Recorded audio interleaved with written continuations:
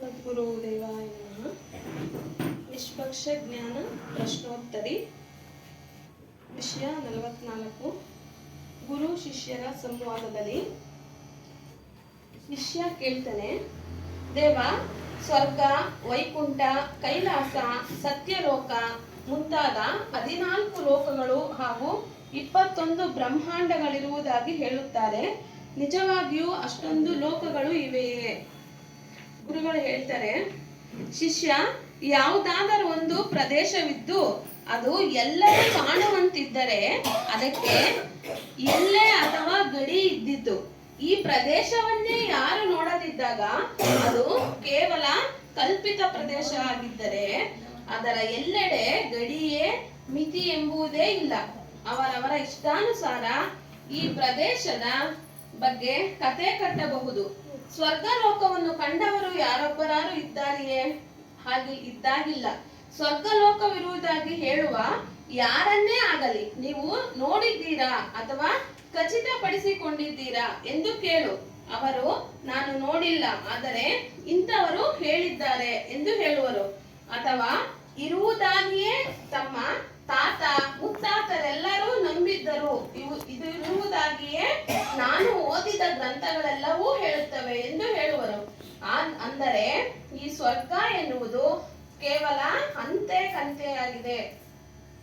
ಪೂರ್ವಜರು ನಂಬಿದರೆಂತಲೋ ಶತಮಾನಗಳ ನಂಬಿಕೆ ಎಂತಲೋ ತಾನು ಓದಿದ ಪುಸ್ತಕಗಳಲ್ಲಿ ಪ್ರಸ್ತಾಪಿಸಿದ್ದಾರೆ ಎಂತಲೋ ಕುರುಡಾಗಿ ನಂಬಿದ್ದಾರೆಯೇ ಹೊರತು ಸ್ವರ್ಗದ ಬಗ್ಗೆ ಪ್ರಮಾಣ ಪೂರ್ವಕವಾಗಿ ಹೇಳಬಲ್ಲ ಯಾವ ಪುರಾವೆಯೂ ಇಲ್ಲ. ಎಲ್ಲ ಲೋಕಗಳ ಬಗ್ಗೆ ಕೇಳಿದಾಗಲೂ ಈ ಮೇಧಾವಿಗಳು ಕೈಯನ್ನು ಮೇಲಕ್ಕೆತ್ತಿ ಆಕಾಶದತ್ತ ಹಿಡಿದು ಅಲ್ಲಿ ಇರುವುದಾಗಿ ಹೇಳುತ್ತಾರೆ. ಎಲ್ಲಕ್ಕಿಂತಲೂ ಎತ್ತರದಲ್ಲಿ ಬ್ರಹ್ಮಾಂಡ ಮಂಡಲವು ಮೇರು ಪರ್ವತದ ತುಟ್ಟ ತುದಿಯಲ್ಲಿರುವುದಾಗಿಯೂ ಮೇರು ಪರ್ವತವು 84 ಲಕ್ಷ ಯೋಜನೆಗಳಿರುವುದಾಗಿಯೂ ತುದಿಯು ಚಿನ್ನದಿಂದ ಆವೃತವಾಗಿರುವುದಾಗಿಯೂ ಹೇಳುತ್ತಾರೆ. ಎಂತಹ ರಮ್ಯ ಕಲ್ಪನೆ! ಇನ್ನೂ ಕೆಲವರು ಪ್ರಪಂಚದಲ್ಲಿ ಅತಿ ಎತ್ತರವಾದದ್ದು ಹಿಮಾಲಯ ಪರ್ವತವೆಂದು, ಅದರ ತುದಿಯಲ್ಲಿ ಸ್ವರ್ಗ ಮತ್ತಿತರ ಲೋಕಗಳಿರುವುದಾಗಿಯೂ ಹೇಳುತ್ತಾರೆ. ಹಿಮದಿಂದ ಆವೃತವಾದ ಈ ಪರ್ವತದ ತುದಿಯಲ್ಲಿ ಮತ್ತಿನ್ಯಾವ ಲೋಕವೂ ಇಲ್ಲ. ಕೆಲವೆಡೆ ಪರ್ವತ ಶ್ರೇಣಿಗಳಲ್ಲಿ ನಮ್ಮಂತೆಯೇ ಜನತೆ ಅಲ್ಲಿ ವಾಸಿಸುತ್ತಿದ್ದಾರೆ.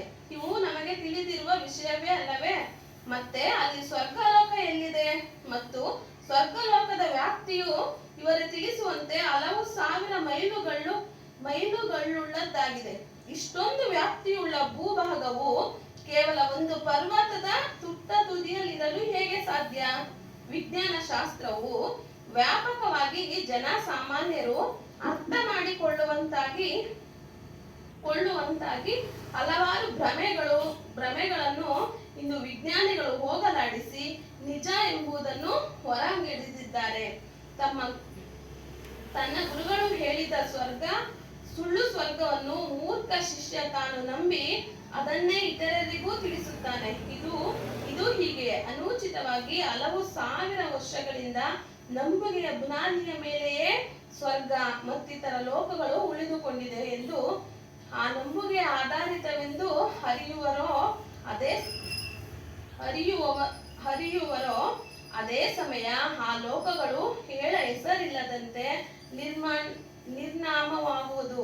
ಆದರೆ ತಮ್ಮ ನಂಬಿಕೆ ಹುಸಿಯಾದದ್ದನ್ನು ಹೊರಗೆಡವದೆ ಹಾಗೆಯೇ ಕಾಪಾಡಿಕೊಂಡು ಬರುತ್ತಿದ್ದಾರೆ ಎಂದೆನಿಸುತ್ತದೆ. ಹೇಗೆಂದರೆ ರಾತ್ರಿ ಒಬ್ಬಂಟನಾಗಿ ಮಲಗಿದ್ದ ಒಬ್ಬನ ಮೂಗನ್ನು ಅವನ ಶತ್ರುಗಳು ಕತ್ತರಿಸಿ ಹಾಕಿ ಓಡಿ ಹೋದ. ಮೂಗನ್ನು ಕಳೆದುಕೊಂಡ ಆ ವ್ಯಕ್ತಿಯು ಮೂಗು ಕಳೆದುಕೊಂಡದಕ್ಕಿಂತ ಹೆಚ್ಚಾಗಿ ನಾಳೆ ಜನರಿಗೆ ಹೇಗೆ ಮುಖ ತೋರಿಸುವುದೆಂಬುದು ಸಂಕಟ. ಕಡೆಗೊಂದು ಉಪಾಯ ಹೂಡಿದ. ಬೆಳಗು ಆಗುವ ಮೊದಲೇ ಇನ್ನೂ ಕತ್ತಲಿರುವಾಗಲೇ ಸ್ನಾನ ಪಾನಾದಿಗಳು ಮುಗಿಸಿಕೊಂಡು ಮನೆಯ ಚೊಕ್ಕಟಗೊಳಿಸಿ ಕೃಷ್ಣ ಪರಮಾತ್ಮನ ಚಿತ್ರಪಟವನ್ನು ತೂಗು ಹಾಕಿ ಏರು ಸ್ವರದಲ್ಲಿ ಭಜನೆ ಪ್ರಾರಂಭಿಸಿದ. ಜನರು ಮನೆಯೊಳಕ್ಕೆ ಬಂದರೂ ಮೂಗು ಕಳೆದುಕೊಂಡ ವ್ಯಕ್ತಿಯು ಇನ್ನು ಹೆಚ್ಚು ಉತ್ಸಾಹದಿಂದ ಆನಂದದಿಂದ ಇನ್ನು ದೊಡ್ಡದು ಮಾಡಿ ಕುಣಿಯುತ್ತಾ ಹಾಡತೊಡಗಿದ. ಜನರು ಅವನ ಮೂಗು ಕಾಣೆಯಾಗಿರುವುದರ ಕಾರಣ ಕೇಳಿದಾಗ ಆತ ಹೇಳ್ತಾನೆ, ನನ್ನ ಪುಣ್ಯದಿಂದ ರಾತ್ರಿ ಕನಸಿನಲ್ಲಿ ಭಗವಾನ್ ಶ್ರೀ ಕೃಷ್ಣ ಕಾಣಿಸಿಕೊಂಡ. ನಿನ್ನ ಮೂಗಿನ ಅಡ್ಡಿಯಿಂದಲೇ ನೀನು ಎದುರಿಗಿರುವ ನನ್ನನ್ನು ಕಾಣಲು ಸಾಧ್ಯವಾಗುತ್ತಿಲ್ಲ. ಮೊದಲು ಮೂಗನ್ನು ಕತ್ತರಿಸಿಕೊ ಅಂದರು. ಕೂಡಲೇ ಎಚ್ಚರವಾದ ನಾನು ದೇವರ ಹಣತಿಯಂತೆ ನನ್ನ ಮೂಗನ್ನು ಕತ್ತರಿಸಿಕೊಂಡೆ. ಆ ಕ್ಷಣದಿಂದ ನನ್ನ ಆನಂದ ಹೇಳತೀರದು.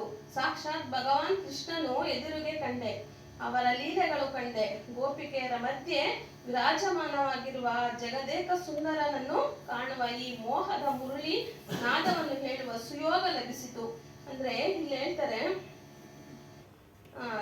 ಅವನು ಮೂಗು ಅವನು ಶತ್ರು ಕಟ್ ಮಾಡಿದ್ದು, ಆದ್ರೆ ಅವನು ಹೆಂಗೆ ಹೇಳೋದು ಅಂತೇಳಿ ನಿನ್ ಮೂಗೆ ಅಡ್ಡ ಇರೋದಕ್ಕೆ ಕೃಷ್ಣ ಅಂತೇಳಿ ಕಟ್ ಮಾಡ್ಕೊಂಡು ದೇವ್ರು ನೋಡ್ದೆ ಅವನ್ನ ಆನಂದಿಸ್ದೆ ಅಂತ ಹೆಂಗ್ ಸುಳ್ಳು ಹೇಳ್ತಾನೋ, ಆ ತರ ನಾವು ಕೂಡ ಈ ಬೆಟ್ಟ ಸ್ವರ್ಗಲೋಕ ಇವೆಲ್ಲವನ್ನ ಇಲ್ಲ ಅಂತ ಹೇಳಕ್ ಆಗಲ್ಲ.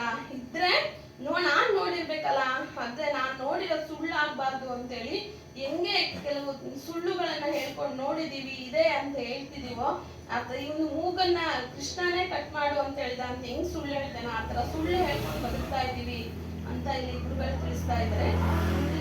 ಮುಂದಿನ ವಾರ ನೋಡೋಣ. ಈ ಚಿಂತನೆಯನ್ನ ಇಲ್ಲಿಗೆ ಮುಗಿಸ್ತಾ ಇದ್ವಿ. ಸದ್ಗುರು ದೇವಾಯ. ಅವ್ರು ಕೊಡಿ ನೆನ್ನೆದು ಹೇಳಿ ಸ್ವಲ್ಪ. ಇಲ್ಲ ಉಮಾ ಭಾರತಿ ಅವ್ರು ಹೇಳಿದ್ದು ಹೇಳಿ. ನಾವು ಓಡಾಡ್ತಾ ಇದ್ವಿ, ಹೆಚ್ಚಾಗಿ ನೆನಪಿಲ್ಲ. ಹೇಳಿ ಅಮ್ಮ, ಹೇಳಿ ಸರ್. ಹೇಳಕ್ಕೆ ನೀವು 2 ಮಾತು ಹೇಳಿ. ನೆನಪಿದ್ರೆ ಹೇಳಿ. ನಾವು ಓಡಾಡ್ತಾ ಇದ್ವಿ, ಅವರು ಬರ್ತಾ ಇದ್ರಲ್ಲ, ಸ್ವಲ್ಪ ಗಮನ ಕೊಟ್ಟಿಲ್ಲ ಪೂರ್ತಿ. ಅಂದ್ರೆ ಆತ್ಮ ವಿಚಾರನೇ ತಿಳಿಸಿದ್ರು. ಇವತ್ತು ಅದೇ ಮಾತಾಡೋಣ ಇಲ್ಲೇ.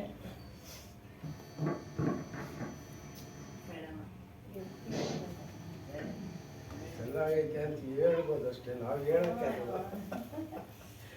ಎಲ್ಲ ಶಬ್ದಗಳು ಕಠಿಣ, ಅವರು ಮಾರ್ಗಗಳು ಕಠಿಣ.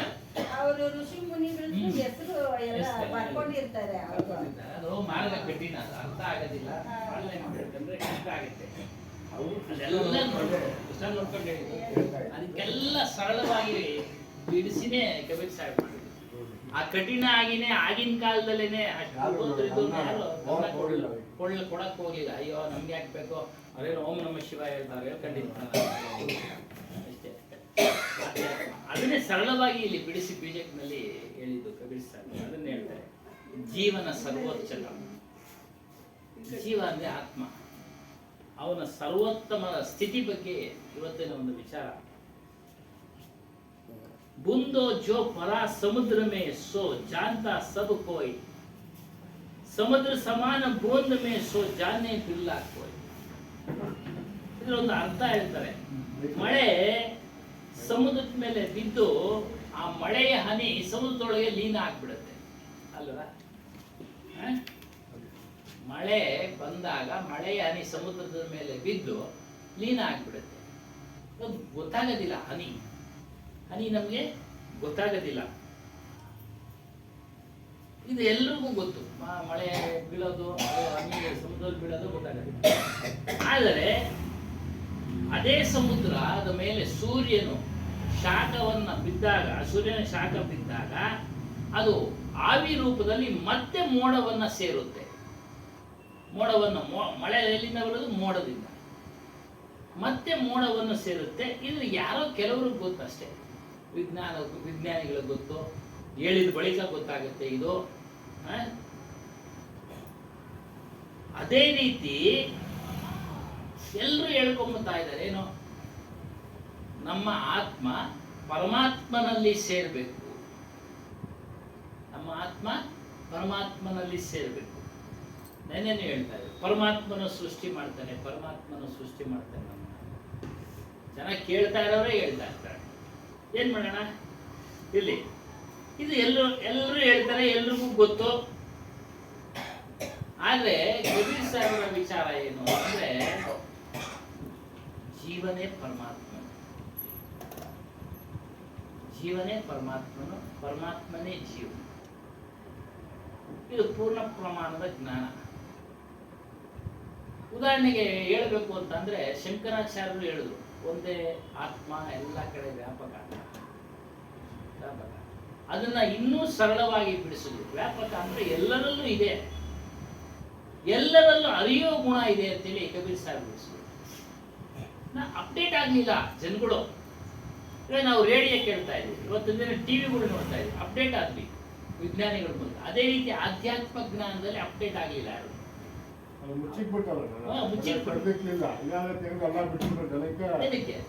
ತಗೊಂಡು ಆನಂದ ಆಯ್ತು, ಎಲ್ಲರೂ ಅಳವಡಿಸ್ಕೊಂಡು ಅಳವಡಿಸ್ಕೊಂಡು. ಅದು ಮುಚ್ಚಿಟ್ಬಿಟ್ಟು ಅದನ್ನೇ ಇಲ್ಲಿ ನೀವು ಬಿಡಿಸಿ ಹೇಳಿದ್ರಿ. ನಿನ್ನೆ ಹೇಳಿರೋ ವಿಚಾರನೂ ಅಷ್ಟೇ. ಅವೆಲ್ಲ ಕಷ್ಟ, ನಮಗೆ ಅರ್ಥ ಆಗದೇ ಕಷ್ಟ. ಅವಾಗೇನು ಮಾಡಿದ್ವಿ, ಅರ್ಥ ಆಗಿಲ್ಲ ಅಂದರೆ ಅವ್ರು ಹೇಳ್ಕೊಂತಾರೆ ಬಿಡ್ರಿ, ನಾವು ಸುಮ್ಮನೆ ಓಂ ನಮಃ ಶಿವ ಅನ್ಕೊಂಡು ಅಷ್ಟೇ. ಓಂ ನಮಃ ಶಿವ, ಓಂ ನಮಃ ಶಿವ ಅದೇ ಹೇಳಿದ್ವಿ. ಹಿಂದೆ ನಾವು ರೇಡಿಯೋನ ಮಾತ್ರ ಕೇಳ್ತಾ ಇದ್ವಿ, ಶ್ರವಣ ಸುಮ್ಮನೆ ನೋಡ್ತಾ ಇಲ್ಲ, ಕೇಳ್ತಾ ಇದ್ವಿ. ಇವತ್ತೊಂದು ದಿವಸ ಕೇಳೋದ್ರ ಜೊತೆಗೆ ನೋಡ್ತಾನೂ ಇದ್ದೀವಿ. ಎಲ್ಲ ಸಂಗತಿಗಳ ವಿದ್ಯಮಾನಗಳನ್ನು ಅಪ್ಡೇಟ್ ಮಾಡ್ಕೊಳ್ಳಿ. ಅದೇ ರೀತಿ ಆಧ್ಯಾತ್ಮದಲ್ಲೂ ಸಹ ಅದನ್ನ ವಿಮರ್ಶೆ ಮಾಡಲಿಲ್ಲ. ಶಂಕರಾಚಾರ್ಯ ಹೇಳಿದ್ರು, ಅದನ್ನ ವಿಮರ್ಶೆ ಮಾಡಲ್ಲ. ಅವರೇ ಎಷ್ಟೋ ಕಡೆ ವಿಮರ್ಶೆ ಮಾಡಿದ್ದಾರೆ, ಅದನ್ನ ಯಾರು ಸಲ ಹೇಳ್ದಂಗೆ ಮುಚ್ಚಿಟ್ಟಿದ್ದಾರೆ. ಗೊತ್ತಾಗಬಾರ್ದು ಅನ್ನೋ ಉದ್ದೇಶದಿಂದಲೇ ಮುಚ್ಚಿಟ್ರು, ಅದೇ ಬಂತು. ಕೆಲವರು ಮಾತ್ರ ಇದು ಗೊತ್ತಾಗಬೇಕು ಅನ್ನೋ ಒಂದು ಉದ್ದೇಶದಿಂದ ಆಗ್ಲಿಂದನೇ ಮುಚ್ಚಿಟ್ಬಿಟ್ರು. ಹೊರಗಡೆ ಜನ ಪ್ರಚಾರ ಮಾಡಿಬಿಟ್ರು. ಭಕ್ತಿ ಭಾವ ಇವು ಅಧ್ಯಾತ್ಮ, ನಿಜವಾದ ಆಧ್ಯಾತ್ಮ ವಿಚಾರ ವೇದಗಳಲ್ಲಿ ಇದೆ, ತಿಳಿಸಿಲ್ಲ. ಪೂಜೆ ಪುನಸ್ಕಾರ ಇವುಗಳಿಂದ ಮಾಡ್ಕೊಂಡಿರಿ, ನಾವು ಮಾಡ್ಕೊಳ್ತೀವಿ ಅಂತ ಅವ್ರು ಮಾಡ್ಕೊಂಡು ಅವ್ರು ಮುಂದುವರೆದ್ರು. ನಮಗೆ ಪೂಜೆ ಪುನಸ್ಕಾರದಲ್ಲೇ ಮುಳುಗಿಸಿದ್ರು. ಅದಕ್ಕೆ ಹೇಳಿದ್ರು ಏನೋ ಈ ರೀತಿ ಹರಡು ಬಿಟ್ರು. ಅರ್ಥಾತ್ ಹೇಳ್ತಾರೆ, ಬ್ರಹ್ಮ ಜೀವನಲ್ಲಿ ಲೀನ ಆಗ್ತಾನೆ, ಅಂದ್ರೆ ಪರಮಾತ್ಮನ ಜೀವನಲ್ಲಿ ಲೀನ ಆಗ್ತಾರೆ. ಅಂದ್ರೆ ಇದರ ಅರ್ಥ ಏನಂದ್ರೆ ಬ್ರಹ್ಮತ್ವ ಶ್ರೇಷ್ಠತ್ವ ಜೀವ ಮೇ ನಿಹಿತ ಹೈ. ಬ್ರಹ್ಮ ಅಂದ್ರೆ ಪರಮಾತ್ಮ ಅಂದ್ರೆ ಆತ್ಮ ಅಂದ್ರೆ ಕೆಲವು ಕಡೆ ಅವ್ರು ಹೇಳ್ತಾರೆ, ಆತ್ಮನನ್ನ ತಿಳಿದವನು ಬ್ರಾಹ್ಮಣ, ತನ್ನನ್ನ ತಾನು ತಿಳಿದವನು ಬ್ರಾಹ್ಮಣ. ಎಲ್ಲ ವಿಚಾರಗಳು ಯಾರು ಹೆಚ್ಚಾಗಿ ಅದು ಪ್ರಚಾರ ಮಾಡಲ್ಲ. ಈ ವಿಚಾರ ಯಾರೋ ಕೆಲವರು ಅದೇ ಹೇಳ್ತಾರೆ, ಈ ತಥ್ಯ ಅಂದ್ರೆ ಸತ್ಯ. ಈ ಸತ್ಯನ ಯಾರೋ ಕೆಲವರು ತಿಳಿಸ್ತಾರೆ, ತಿಳಿದಿದ್ದಾರೆ. ಈ ಸತ್ಯನ ಯಾರು ತಿಳ್ಕೊಳ್ಳೋಕೆ ಇಷ್ಟನೂ ಪಡೋದಿಲ್ಲ. ಕೆಲವರು ಇಷ್ಟನೂ ಪಡಲ್ಲ. ಆಲಸ್ಯಗಳು. ಯಾವ ವ್ಯಕ್ತಿ ಪೂರ್ಣವಾಗಿ ಅದನ್ನ ಏನು ಅಂತ ತಿಳಿಬೇಕು ಅಂತ ಹೋಗ್ತಾನೋ ಅವನಿಗೆ ಸಂಪೂರ್ಣವಾಗಿ ಅರಿತಾರೆ.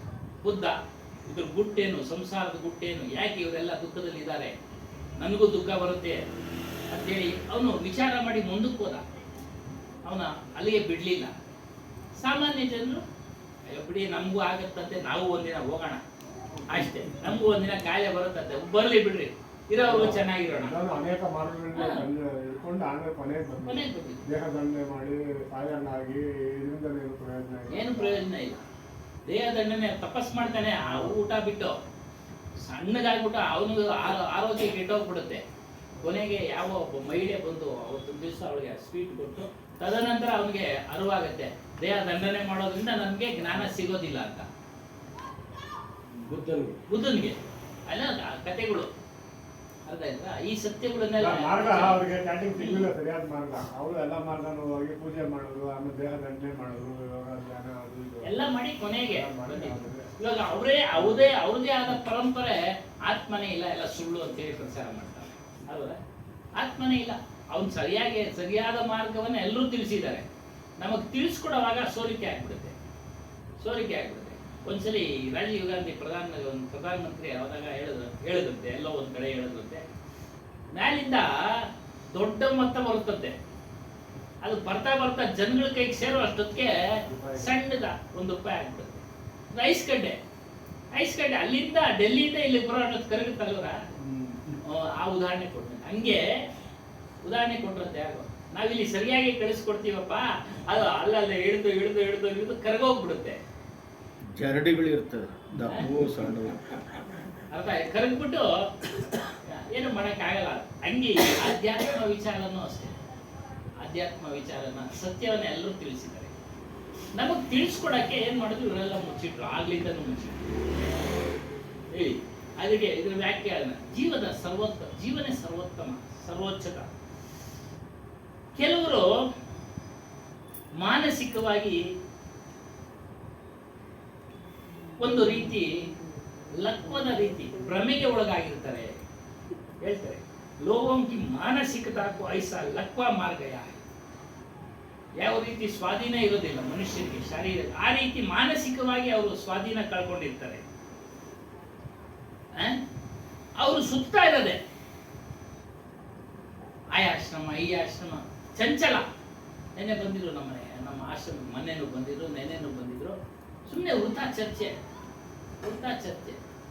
ಯಾರ ಬ್ರಹ್ಮಜ್ಞಾನಿಗಳಂತ ಅವ್ರು ಬತಾನೆ ಇರ್ತಾರೆ. ಅಮ್ಮ ಸರಿಯಾದ ರೀತಿಯ ಅರ್ಥ ಮಾಡಿಕೊಳ್ಳಕ್ಕಾಗದೆ ನಾನು ತಿಳಿದಿದ್ದೀನಿ ಚೆನ್ನಾಗಿ ಅಂತೇಳಿ ಚರ್ಚೆಗಳು, ವಾದ ಮಾಡೋದು. ಹಾಗಾಗಿ ಹೇಳ್ತಾರೆ ಇಲ್ಲಿ ವೇ ಗೂಮ್ ಫಿರ್ಕರ್. ಗೂಮ್ ಅಂದ್ರೆ ಸುತ್ತೋದು. ಸುತ್ತ ಅವರು ಇವರು ಹೇಳಿದ ಮಾತುಗಳನ್ನ ಕೇಳ್ತಾ ಜೀವನನ್ನ, ನಮ್ಮ ಸ್ವರೂಪವನ್ನ ತುಚ್ಛ ಅಂತೇಳಿ ತಿಳ್ಕೊಂಡಿರ್ತಾರೆ.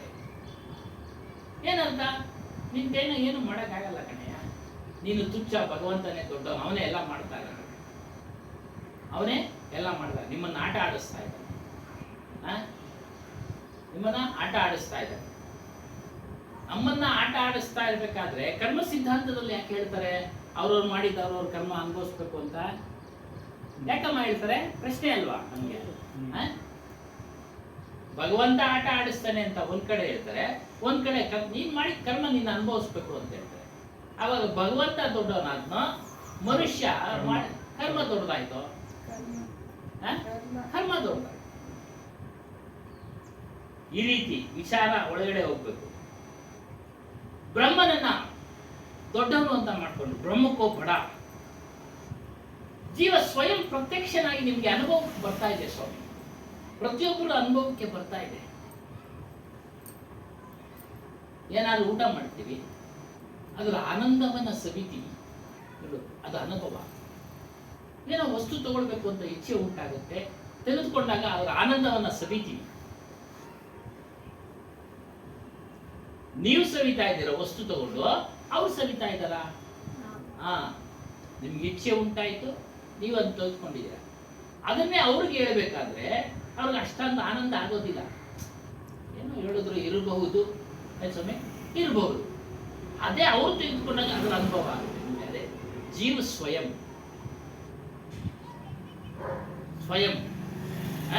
ಪ್ರತ್ಯಕ್ಷ ನಮ್ಗೆ ಅನುಭವ ಆಗ್ತಾ ಇದೆ. ನಮ್ಮ ಅರಿವು ನಮಗೆ ಅನುಭವ ಕೊಡ್ತಾ ಇದೆ, ನಮ್ಮ ತಿಳುವಳಿಕೆ ನಮಗೆ ಅನುಭವ ಕೊಡ್ತಾ ಇದೆ. ಮತ್ತು ಇವೆಲ್ಲ ಕಲ್ಪನೆ. ಬೇರೆಯವರು ನಮ್ಮನ್ನ ಸೃಷ್ಟಿ ಮಾಡಿದ್ರು, ಪರಮಾತ್ಮ ಸೃಷ್ಟಿ ಮಾಡಿದ್ರು, ಅವ್ರು ನಡೆಸ್ತಾ ಇದ್ದಾರೆ ನಮ್ಮನ್ನ. ಇವೆಲ್ಲ ಕಲ್ಪನೆಯ ವಿಚಾರ. ಅವನು ನಡೆಸುವಂತನಾಗಿದ್ದ ಪಕ್ಷದಲ್ಲಿ ಇಷ್ಟೊಂದು ಅತ್ಯಾಚಾರ, ಅನ್ಯಾಯ, ಅಕ್ರಮ, ಹತ್ಯೆಗಳು ನಡೀತಾ ಇದೆ. ಯಾಕೆ ಆಗ್ತಾ ಇದೆ?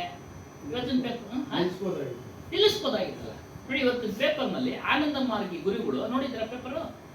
ಆನಂದ ಮಾರ್ಗಿ ಗುರುಗಳು ಆಶ್ರಮದ ವಿಚಾರದ, ಆಸ್ತಿ ವಿಚಾರದಲ್ಲಿ ಪರಸ್ಪರ ಹೊಡೆದಾಡಿ ಏನ್ ಸ್ವಾಮಿ ಸ್ವಾಮೀಜಿನೇ ಕೊಲೆ ಮಾಡಿದ್ರು. ಸ್ವಾಮೀಜಿಗಳನ್ನೇ ಕೊಲೆ ಮಾಡಿದ್ರು, ಹೊಡ್ಕೊಂಡು ಆಸ್ತಿ, ಆಶ್ರಮದ ಆಸ್ತಿಗೋಸ್ಕರ. ಅವ್ರ ತಿಳುವಳಿಕೆ ಇರಲಿಲ್ಲ, ಇತ್ತು. ಅವ್ನು ತಿಳುವಳಿಕೆ ಕೊಡ್ಬೇಕಾಗಿತ್ತಲ್ಲ, ಹೆಚ್ಚಿನ ತಿಳುವಳಿಕೆ. ನೀವು ತಿಳುವಳಿಕೆ ಉಳ್ಳವರು ಇದನ್ನ ಮಾಡಬಾರ್ದು. ಅವಾಗ ಹೇಳ್ತಾರೆ ಪ್ರಾರಬ್ಧ ಕರ್ಮ ಅಂದ್ಬಿಡ್ತಾರೆ. ಅದಕ್ಕೆ ಹೇಳ್ತಾರೆ, ಅದೇ ಮನಸ್ಸಿನ ಕಲ್ಪನೆಗಳು.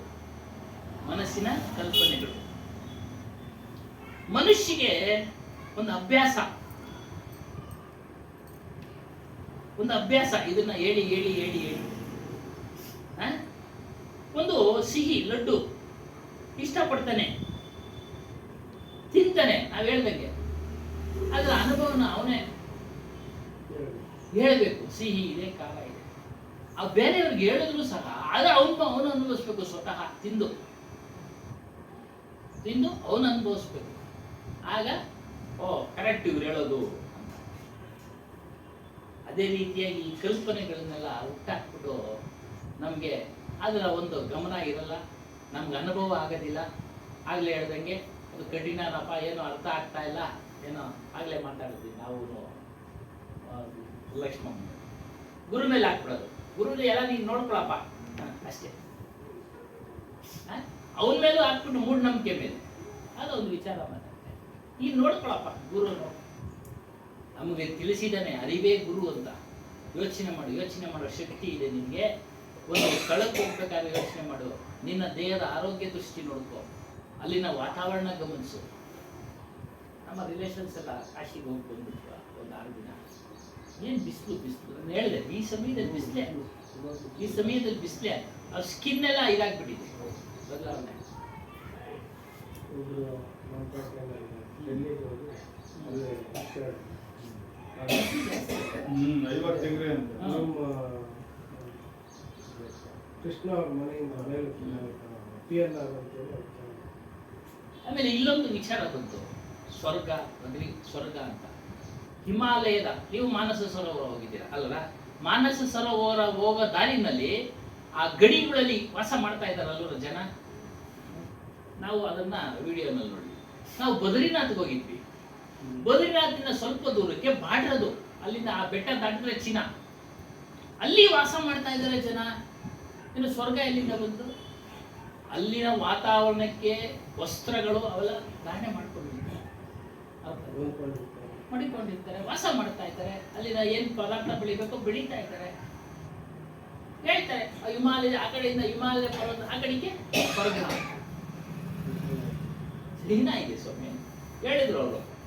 ಅದೇ ಮಿಲಿಟರಿಗಳೆಲ್ಲ ಇರ್ತಾರಲ್ಲ ಅವ್ರು ಹೇಳಿದ್ರು, ಇದೇ ಎಂಡ ಅಂದಾಗೆ ಈ ಹಳ್ಳಿನೇ ಎಂಡು, ಇಲ್ಲಿಗೆ ಭಾರತ ಕೊನೆ ಬದ್ರಿನಾಥ್. ಅಲ್ಲಿಂದ ಒಂದು 10 ಕಿಲೋಮೀಟರ್ ದೂರ ಒಂದು ಹಳ್ಳಿ, ಅದೇ ಎಂಡು. ಅಲ್ಲಿನ ಮನೆಗಳು ಈ ತರ ಇಲ್ಲ ಸ್ವಾಮಿ. ಮನೆಗಳು ಹೇಳಿಕೆ ಆಗಲ್ಲ, ಸುಮ್ಮನೆ ಒಂದು ಶೆಡ್ಗಳು ತರ ಇರ್ತಾರೆ ಅಷ್ಟೇ.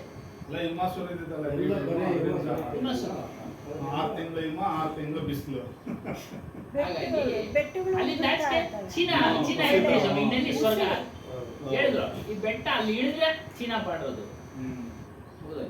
ಸ್ವರ್ಗ ಅನ್ನೋದಕ್ಕೆ ಸ್ವರ್ಗ ಅಂತ ಹೇಳ್ತಾರೆ. ಎಷ್ಟು ಕಲ್ಪನೆಗಳು ತುಂಬಿದ್ದಾರೆ ಅಂತ. ಅದಕ್ಕೆ ಮನಸ್ಸಿನ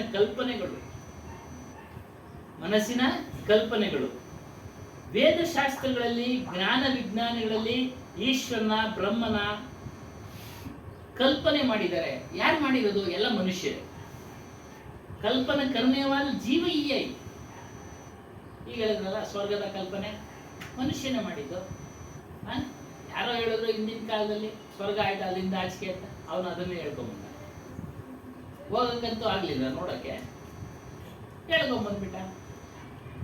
ಹೋದವ್ರು ಮತ್ತೆ ವಾಪಸ್ ಬರಲಿಲ್ಲ ಹೇಳೋದಿಕ್ಕೆ. ಸ್ವರ್ಗವಾಸಿಗಳಾದವ್ರು ಯಾರನ್ನ ಗೊತ್ತಿದ್ದಾರ? ಯಾರು ಇಲ್ಲ. ಹಂಗೆ ಆ ಕಡೆ ಹೋದವರು ಅಲ್ಲಿನ ವಾತಾವರಣಕ್ಕೆ ಒಗ್ಗಿಕೊಳ್ಳದೆ ಅಲ್ಲೇ ದೇಹ ತ್ಯಾಗ ಮಾಡಿದ್ರು. ನೀವು ಹೇಳಿದ್ರಲ್ಲ, ಇದು 98ರಲ್ಲಿ ಇವರು ಹೋಗಿದ್ದರು. ಇವರು ಎಲ್ಲ ಹೋಗಿದಾಗ ಇಬ್ಬರಲ್ಲೇ ದೇಹ ತ್ಯಾಗ. ನಮ್ಮ ಅಜ್ಜಿಯವರು ಅದೇ ಹೋಗೋ ದಾರಿ ಒಳಗೇನೆ ವಾತಾವರಣ ತಡ್ಕೊಳ್ಳೋದು. ವಿಜ್ಞಾನಿಗಳು ಏನಾದ್ರು ಹಾಕೊಂಡು ಜಲಾಶಯಗಳು ಗೊತ್ತಾ ಎಲ್ಲೂ ಸ್ವರ್ಗ ಕಾಣಿಸ್ತಿಲ್ಲ. ನಕ್ಷತ್ರಗಳು ಇದೇ ಕಾಣಿಸ್ತಾ ಇರೋ ಸ್ವರ್ಗ ಎಲ್ಲೂ ಕಾಣಿಸ್ತಾ ಇಲ್ಲ. ಹಾಗೆ ಎಲ್ಲ ಮನಸ್ಸಿನ ಕಲ್ಪನೆಗಳು ಎಲ್ಲ ಮಾಡಿದವನು ಜೀವನೇ, ಅಂದ್ರೆ ಮನುಷ್ಯನೇ. ಅವ್ರಿಗೆ ಅಲ್ಲ, ಅವನಲ್ಲಿರ್ತಕ್ಕಂಥ ತಿಳುವಳಿಕೆಯಿಂದ ಎಲ್ಲ ಕಲ್ಪನೆಗಳನ್ನ ಮಾಡಿ ಹರಡದ. ಈ ಕಲ್ಪನೆ ಮಾಡಿದ್ರಿಂದ ಇವತ್ತೂ ಚರ್ಚೆನಲ್ಲಿದೆ. ಸ್ವರ್ಗದ ಚರ್ಚೆ ಇದೆ, ವೈಕುಂಠದ ಚರ್ಚೆ ಇದೆ, ಬ್ರಹ್ಮನ ಚರ್ಚೆ ಇದೆ. ಅಲ್ಲ ಸ್ವಾಮಿ, ಎಷ್ಟೊಂದು ಜೀವರಾಶಿಗಳಿವೆ, 84 ಲಕ್ಷ ಜೀವರಾಶಿಗಳು ಇದ್ದಾವೆ. ಬ್ರಹ್ಮನು ಎಲ್ಲರಿಗೂ ಫಲವನ್ನ ನೀಡ್ತಾನೆ ಅಂದ್ರೆ ಅವನೇನು ಮನುಷ್ಯನ?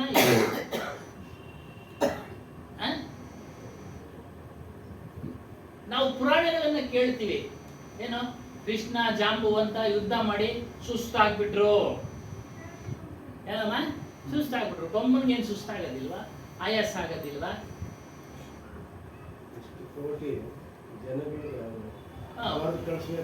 ಜನಗಳು ಈ ರೀತಿಯಾಗಿ ಕಲ್ಪನೆ. ಅದಕ್ಕೆ ಹೇಳ್ತಾರೆ ಉಸ್ಕಿ ಚರ್ಚಾ ಕಹಿ ನಹಿ ಹೋತಾ. ಈ ವಿಚಾರದ ಬಗ್ಗೆ ಚರ್ಚೆನೆ ಮಾಡೋದಿಲ್ಲ. ಹೇಳಿದ್ರು, ಹಿಂದಿನವ್ರು ಹೇಳಿದ್ರು, ಈಗಿನವ್ರು ಅದನ್ನ ಒಪ್ಕೊಂಡು ಒಪ್ಕೊಂಡು ನಡೀತಾ ಇದ್ದಾರೆ.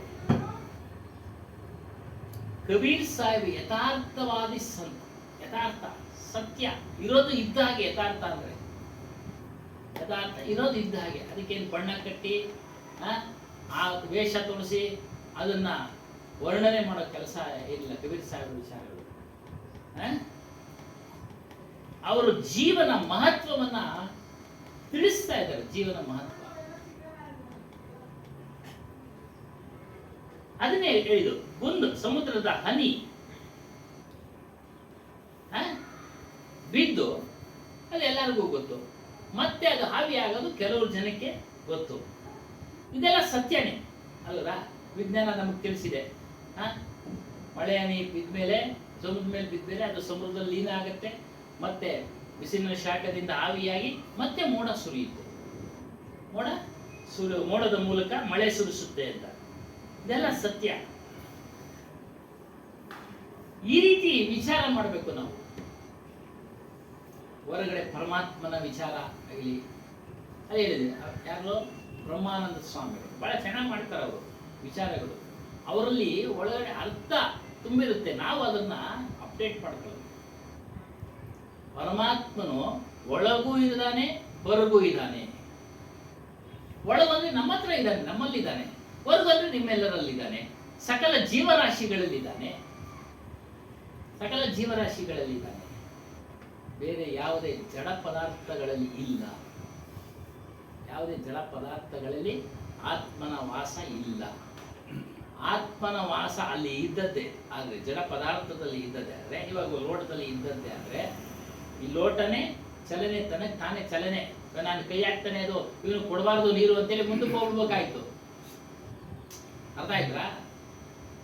ಯಾರೇ ಹಾಕ್ಲಿ ಕೈ ಹಾಕ್ಲಿ, ಅದು ಲೋಟ ಅದ್ರಲ್ಲಿ ನೀರು ಕುಡಿಬೇಕು ಅಂತ ಯಾರೇ ದುಷ್ಟನ ಹಾಕ್ಲಿ, ಪಾಪಿ ಹಾಕ್ಲಿ, ಜಡ ಜಡ. ಈ ರೀತಿ ವಿಚಾರ ಮಾಡಬೇಕು ನಾವು.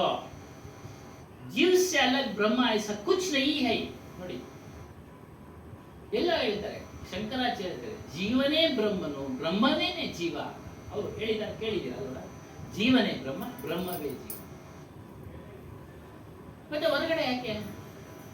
ಹೊರಗಡೆ ಅವರು ಸಹ ಮೂರ್ತಿ ಪೂಜೆ ಅದು ಇದನ್ನ ಹೇಗೆ ತೋರಿಸ್ಕೊಂಡ್ರು ಅಂದ್ರೆ, ಸಾಮಾನ್ಯ ಜನರಿಗೆ ಇದು ಅರ್ಥ ಆಗೋದಿಲ್ಲ. ಅಧ್ಯಾತ್ಮ ಅವರು ಈ ರೀತಿಯಾದರೂ ಭಕ್ತಿ ಮಾಡಲಿ ಅಂತೇಳಿ ಒಂದು ಮೂರ್ತಿ ಪೂಜೆ ಪುರಸ್ಕಾರಗಳನ್ನ ಮಾಡಿದ್ದಾರೆ. 50 ಒಂದು ಪುಸ್ತಕದಲ್ಲಿದೆ, ಅದನ್ನು ಓದಿದೆ.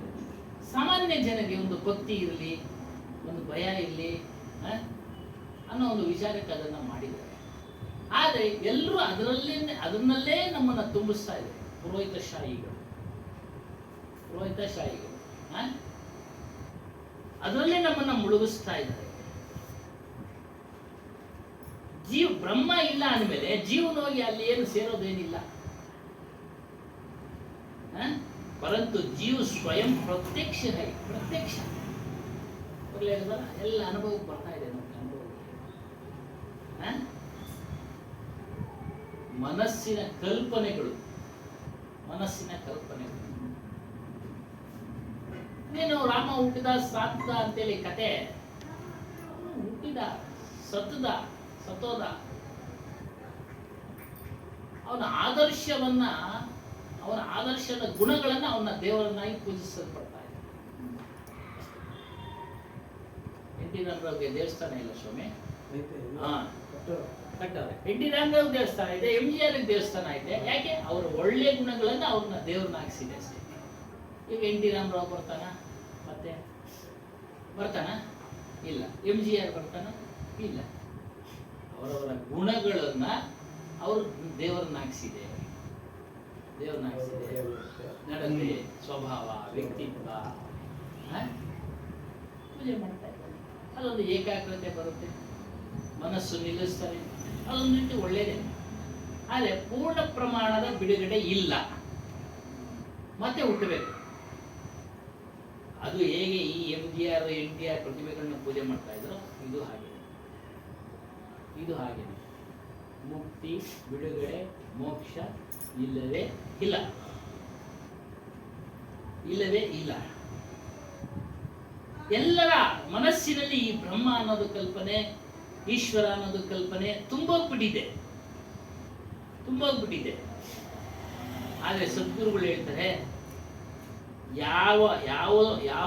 ಯಾವ ಒಬ್ಬ ತಿಳುವಳಿಕೆ ಇಲ್ಲ ವ್ಯಕ್ತಿ ಇದನ್ನ ವಿಚಾರ ಮಾಡ್ತಾನೆ. ಇದನ್ನೆಲ್ಲ ನೀವು ಪಬ್ಲಿಕ್ನಾಗ ಹೇಳಿದಾಗ ಅವ್ರೇನ್ ಹೇಳ್ತಾರೆ ಗೊತ್ತಾ? ಏನಪ್ಪಾ ದೇವರೇ ಇಲ್ಲ ಅಂತಾರೆ ಇವರು ನಾಸ್ತಿಕರು, ಇವರು ದೇವ್ರು ನಮ್ದೇ ಇರೋರು. ಅದಕ್ಕೆ ನಮ್ಮ ಅಪ್ಪ ಅವರು ಹೇಳಿದ್ರು, ದೇವ್ರಿಲ್ಲ ಇಲ್ಲ ಅಂತ ನಾವ್ ಹೇಳ್ತಾ ಇಲ್ಲ, ದೇವರು ಯಾರು ಅಂದ್ರೆ ತಿಳಿಯಿರಿ. ದೇವರು ಯಾರು ಅನ್ನೋದನ್ನ ತಿಳಿಯಿರಿ. ಅದಕ್ಕೆ ಹೇಳ್ತಾರೆ, ಯಾರೋ ಒಬ್ಬ ತಿಳುವಳಿಕೆ ಹೇಳತಕ್ಕಂಥ ವ್ಯಕ್ತಿ ನನ್ನನ್ನ ಬಿಟ್ಟು ಬೇರೆ ದೇವರಿಲ್ಲ, ನನ್ನ ಸ್ವರೂಪವೇ ದೇವರು, ಅದೇ ನನ್ನ ಅಸ್ತಿತ್ವ. ಆ ಅಸ್ತಿತ್ವ ನಮ್ಮಲ್ಲಿ ಮನುಷ್ಯನಲ್ಲಿ ಪ್ರಾಣಿಗಳಲ್ಲಿ ಇಲ್ಲದೆ ಇದ್ಮೇಲೆ ಅದನ್ನೇನಂತಾರೆ? ಹೆಣ ಅಂತಾರೆ. ಬೆಂಕಿಗೆ ಹಾಕ್ತಾರೆ, ಮಣ್ಣಿಗೆ ಹಾಕ್ತಾರೆ. ಅವಾಗ ಏನಾದ್ರು ಕೇಳ್ತಾದ್ಯಾ ಅದನ್ನ ಯಾಕೆ ಹಾಕ್ತಾ ಇದೀಯಾ ಅಂತ ಕೇಳಿ. ಹಾಸ್ಪಿಟಲ್ ಸತ್ತೋಗಿದ್ರೆ ಸುಬ್ರಹ್ಮಣ್ಯಪ್ಪ ಸತ್ತೋದ, ಈಶ್ವರಪ್ಪ ಸತ್ತೋದ ಅಂತ ಅನ್ನಲ್ಲ. ಡೆಡ್ ಬಾಡಿ ಬಂತಾ ಸತ್ತೋದ, ಡೆಡ್ ಬಾಡಿ ಹಂಗೆ ಬಾಡಿ ಬಂತ ಹೆಸರುದಕ್ಕಿರು ಕರೆಯಲ್ಲ. ಈಶ್ವರಪ್ಪನ ದೇಹ ಬಂತು ಅಂತ ಕೇಳಲ್ಲ, ಬಾಡಿ ಬಂತ. ಹಾಗಾಗಿ ಎಲ್ಲ ब्रह्मा तत्व ब्रह्म जीव में बृहत अर्थात महान होने का जीव बीज है. हम जिस ब्रह्मत्व का ಕಲ್ಪನೆಗಳನ್ನು ಮಾಡ್ತಾ ಇದ್ದೀವಿ. ಬ್ರಹ್ಮನು ಯಾರೋ ಇದ್ದಾನೆ, ಅವನು ದೊಡ್ಡದಾಗಿದ್ದಾನೆ, ನಮಗೆಲ್ಲ ವಿಧಿ ಬರೀತಾ ಇದ್ದಾನೆ, ಹಣೆ ಬರೀತಾ ಇದ್ದಾನೆ, ಎಲ್ಲ ಕಲ್ಪನೆಗಳು. ಆದ್ರೆ ಇವನೇ ಮಹಾನ್ ವ್ಯಕ್ತಿ, ಇವನೇ ನಿರೂಪಿಸ್ಕೊಳ್ಳೋದು. ವಿವೇಕಾನಂದ ಹೇಳ್ತಾರಲ್ಲ, ನಿನ್ನ ಇದಕ್ಕೆ ನೀನೇ ಶಿಲ್ಪಿ ಕಣಪ್ಪ, ನಿನ್ನ ಜೀವನಕ್ಕೆ, ನಿನ್ನ ಏಳಿಗೆಗೆ ನೀನೇ ಶಿಲ್ಪಿ,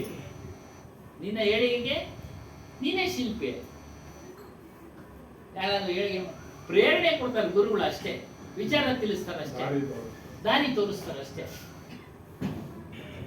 ತೋರಿಸ್ತಾರೆ. ಇಂಥ ಮಾರ್ಗದಲ್ಲಿ ಹೋಗಪ್ಪ ನೀನು. ನಾವೆಲ್ಲ ಅದೇ ಮಾರ್ಗದಲ್ಲಿ ಬಂದಿದ್ದೀವಿ ಅಲ್ವಾ? ಒಂದು ವೃತ್ತಿ ತೋರಿಸ್ಕೊಟ್ರು, ಮಾಡ್ಕೊಂಡ್ ಬಂದ್ಬಿಟ್ವಿ, ಜೀವನ ನಡೀತಾ ಇದೆ. ಅದರಿಂದ ಒಳ್ಳೆ ರೀತಿಯಿಂದ ಅದ್ರೂ ಜೀವನ. ನಾವು ಸಂಪಾದನೆ ಮಾಡಿದ್ದೆಲ್ಲ ಬೇರೆ ಸೈಡ್ಗಳು ಉಪಯೋಗಿಸಿದ್ರೆ ನಾವು ಒಳ್ಳೆ ರೀತಿಯಿಂದ ಜೀವನ ನಡೆಯುತ್ತಾ? ಆ ತಿಳುವಳಿಕೆ ಯಾರು? ಮನುಷ್ಯ ತಗೊಳ್ಬೇಕು. ಹೇಳ್ತಾರೆ, ನೋಡಪ್ಪ ಸಂಪಾದನೆ ಮಾಡ್ತಾ ಇದೀಯಾ, ಒಂದೆರಡು ಕಾಸು ಉಳಿಸು, ಹೆಂಡತಿ ಮಕ್ಕಳನ್ನ ಪೋಷಣೆ ಮಾಡು, ಚೆನ್ನಾಗಿ ನೋಡ್ಕೋ. ಕೆಲವರು ಮಾಡೋದೇ ಇಲ್ಲ. ಎಷ್ಟು ಹೇಳಿದ್ರು ಕೇಳೋದಿಲ್ಲ ರೀ, ಅವ್ನ ಕರ್ಮ ಆಗೋದು ಏನಪ್ಪ. ಇವಾಗ ಇದು ಅವರಲ್ಲೇ ಉತ್ತರ ಇರುತ್ತೆ. ಅವನ ಕರ್ಮ ರೀ, ಯಾರಿಗೆ ಕರ್ಮ? ಅವನ ಕರ್ಮ ಇಲ್ಲ, ಆ ಹುಡುಗಿದು ಕರ್ಮ ರೀ. ಹೀಗೆ ಎಲ್ಲರೂ ಸಹ ಹೊರಗಡೆ ಆಗ್ತಾರೆ. ಪರಮಾತ್ಮನ ಇಚ್ಛೆ ಮನುಷ್ಯ ಮಾಡ್ಕೊಳ್ಳೋದು ಕಾನೂನು. ಹಾಗಾಗಿ ಇದನ್ನೆಲ್ಲ ನೀವು ವಿಚಾರ ಮಾಡಿ ಅಂತೇಳಿ ಇದು ಹೇಳ್ತಾರೆ. ವಿಚಾರ ಮಾಡಿ, ಮನುಷ್ಯ ಮಹಾನ್ ಆಗ್ಬೋದು, ಶ್ರೇಷ್ಠತೆ ಹೊಂದಬಹುದು. ಕಬೀರ್ ಅಂದ್ರೆ ಅದರ ಅರ್ಥನೇ ಅಷ್ಟು, ಶ್ರೇಷ್ಠ ಅಂತ, ಮಹಾತ್ಮ ಅಂತ, ಗ್ರೇಟ್ ಅಂತ. ರಾಮನು ಗ್ರೇಟ್ ಆದ, ಕೃಷ್ಣನು ಗ್ರೇಟ್ ಆದ. ಇಲ್ಲಿ ನೋಡಿ, ಖಂಡನೆ ಏನ್ ಮಾಡ್ತಾ ಇಲ್ಲ ಅವ್ರನ್ನ. ರಾಮ, ಕೃಷ್ಣ, ಬುದ್ಧ, ಮಹಾವೀರ, ಜೀವತೆ ಅವರೆಲ್ಲರೂ ಮನುಷ್ಯರೇ. ಅವರಲ್ಲೂ ಆತ್ಮತತ್ವ ಇತ್ತು. ಅನೇಕರು, ಕಬೀರು, ನಾನಕ್, ದಯಾನಂದ, ವಿವೇಕಾನಂದ, ಇವರೆಲ್ಲರೂ ದೇಹವನ್ನ ಹೊಂದಿದಂತ ಆತ್ಮಸ್ವರೂಪಿಗಳು. ಅವರವರ ವ್ಯಕ್ತಿತ್ವದಿಂದ ಮಹಾನ. ಆಗ್ಲೇ ಹೇಳಿದಂಗೆ ರಾಮನ ಅವನದೇ ಆದ ವ್ಯಕ್ತಿತ್ವದಿಂದ ಅವನು ಮಹಾನಾದ, ಕೃಷ್ಣನು ಅವನದೇ ಆದ ವ್ಯಕ್ತಿತ್ವದಿಂದ ಅವನು ಮಹಾನಾದ. ಇದೇ ರೀತಿ ಎಲ್ಲರೂ ಅಷ್ಟೇ, ಕಬೀರು, ನಾನಕ್, ವಿವೇಕಾನಂದ, ದಯಾನಂದ, ಸರಸ್ವತಿಗಳು ಮಹಾನ್ ಅಂತ ಅವರವರು ಪೂಜೆ ಮಾಡ್ತಾ ಇದ್ದಾರೆ. ಆದರೆ ಕೇವಲ ನಾವು ಕಬೀರ್ ಸಾಹೇಬ್ ಫೋಟೋ ಇಟ್ಕೊಂಡು ಪೂಜೆ ಮಾಡಿದ ಮಾತ್ರಕ್ಕೆ ನಮಗೆ ಮುಕ್ತಿ ಇಲ್ಲ. ಆಚರಣೆಯಲ್ಲಿ ಇರ್ಬೇಕು. ಆಚರಣೆ ಅವ್ರು ಏನ್ ಹೇಳ್ತಾರೆ ಆ ಜ್ಞಾನದ ಆಚರಣೆಯಲ್ಲಿ ಇದು ನಮಗೆ ನಮ್ಮ ಸ್ವರೂಪದ ಅನುಭವ ಉಂಟಾಗುತ್ತೆ. ನಮ್ಮ ಸ್ವರೂಪದ ಅನುಭವ ಉಂಟಾಗುತ್ತೆ. ರಾಮನನ್ನ ಪೂಜೆ ಮಾಡಿದ್ರೆ ರಾಮನ ಗುಣ ನಮಗೆ ಬರಲ್ಲ. ಅವನು ಯಾವ ಗುಣಗಳನ್ನ ಹೊಂದಿದ್ದನೋ ಅದನ್ನ ನಾವು ಧಾರಣೆ ಮಾಡ್ಕೊಂಡ್ರೆ ರಾಮನ ಅಪ್ಪ ಯಾವ ತರ ಆದರ್ಶಗಳು ಇದ್ನೋ ಆ ತರ ಆದರ್ಶಗಳು ನಾವು ನಡಿಬೇಕು. ಕೃಷ್ಣನು ಭಗವದ್ಗೀತೆ ಬೋಧೆ ಮಾಡ್ದ. ಆ ಭಗವದ್ಗೀತೆ ಸಾರ ಅವನು ಅಳವಡಿಸ್ಕೊಂಡ. ಮತ್ತೆ ಯುದ್ಧ ಯಾಕೆ ಮಾಡಿಸ್ತಾ ಅಂತ ಕೇಳ್ಬಿಟ್ರು. ಆ ಸಮಯದಲ್ಲಿ ಯುದ್ಧ ಅವಶ್ಯಕತೆ ಇತ್ತು, ಮಾಡಿಸ್ತಾ. ಆ ಉತ್ತರಕ್ಕೆ ಅವರು ಅವಶ್ಯಕತೆ ಇತ್ತು, ಸುಮ್ಮನಾಗ್ಬಿಟ್ರು. ಚರ್ಚೆನೇ ಇಲ್ಲ, ಎಲ್ಲ ವ್ಯವಸ್ಥೆ ಆಗಿತ್ತು ಯುದ್ಧಕ್ಕೆ. ಇವರಿಗೆ ರಾಜ್ಯ ಬೇಕು, ಅವನು ಕೊಡ್ತಾ ಇರಲಿಲ್ಲ. ಯುದ್ಧ ಮಾಡ್ಬೇಕಾದ ಪರಿಸ್ಥಿತಿ ಬಂತು. ಕೇಳಿದ್ನಲ್ಲ, ಹೇಳಿದ್ನಲ್ಲ, ಯುದ್ಧ ಬೇಡ, ಏನೋ ಒಂದು 5 ಮನೆ 5 ಊರು ಕೊಟ್ಬಿಡ್ರಿ, ಯುದ್ಧ ಬೇಡ. ಆದ್ರೆ ಅವ್ರು ಕೇಳಿಲ್ಲ. ಅವಾಗ ದಂಡಂ ದಶಗುಣಂ ಮಾಡ್ಲೇಬೇಕು. ಅದನ್ನ ಶಾರ್ಟ್ ಆಗಿರೋದು. ಆ ಸಮಯದಲ್ಲಿ ಅವಶ್ಯಕತೆ ಇತ್ತು ಯುದ್ಧ. ಅವ್ರು ತಿಳುವಳಿಕೆ ಇಲ್ಲ, ಸುಮ್ಮನಾಗ್ಬಿಟ್ಟು. ಈ ರೀತಿಯಾಗಿ ನಾವು ಸಹ ಮಹಾನ್ ಆಗ್ಬೋದು. ಅದೇ ಹೇಳಿದ್ರು, ಜೀವ ಸರ್ವೋಚ್ಚತ ಮಹಾನ್ ನಾವು ಆಗ್ಬೋದು. ನಮ್ಮ ಸ್ವರೂಪವನ್ನು ತಿಳಿದು ಗುರುಗಳು ಹೇಳತಕ್ಕಂಥ ಆಚರಣೆಗಳನ್ನು ನಾವು ಧಾರಣೆ ಮಾಡಿದ್ರೆ ನಮ್ಮ ಒಂದು ಸ್ವರೂಪದ ಅರಿವು, ಅದರ ಶ್ರೇಷ್ಠತೆ, ಅದರ ಮಹಿಮೆ ನಮಗೆ ಅನುಭವ ಆಗುತ್ತೆ. ಅದರ ಮಹಿಮೆ ನಮಗೆ ಅನುಭವ ಆಗುತ್ತೆ.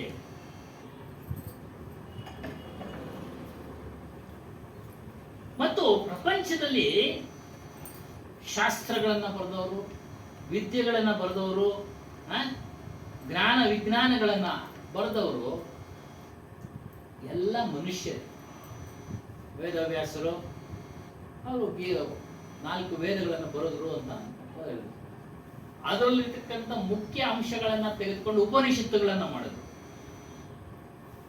ಇಷ್ಟೊಂದು ಪುಸ್ತಕ ಓದೋದಕ್ಕಾಗೋದಿಲ್ಲ ಜನಗಳಿಗೆ ಅಂತ ಆ ಉಪನಿಷತ್ತರು ಇನ್ನೂ ಶಾರ್ಟ್ ಮಾಡಿದ್ರು.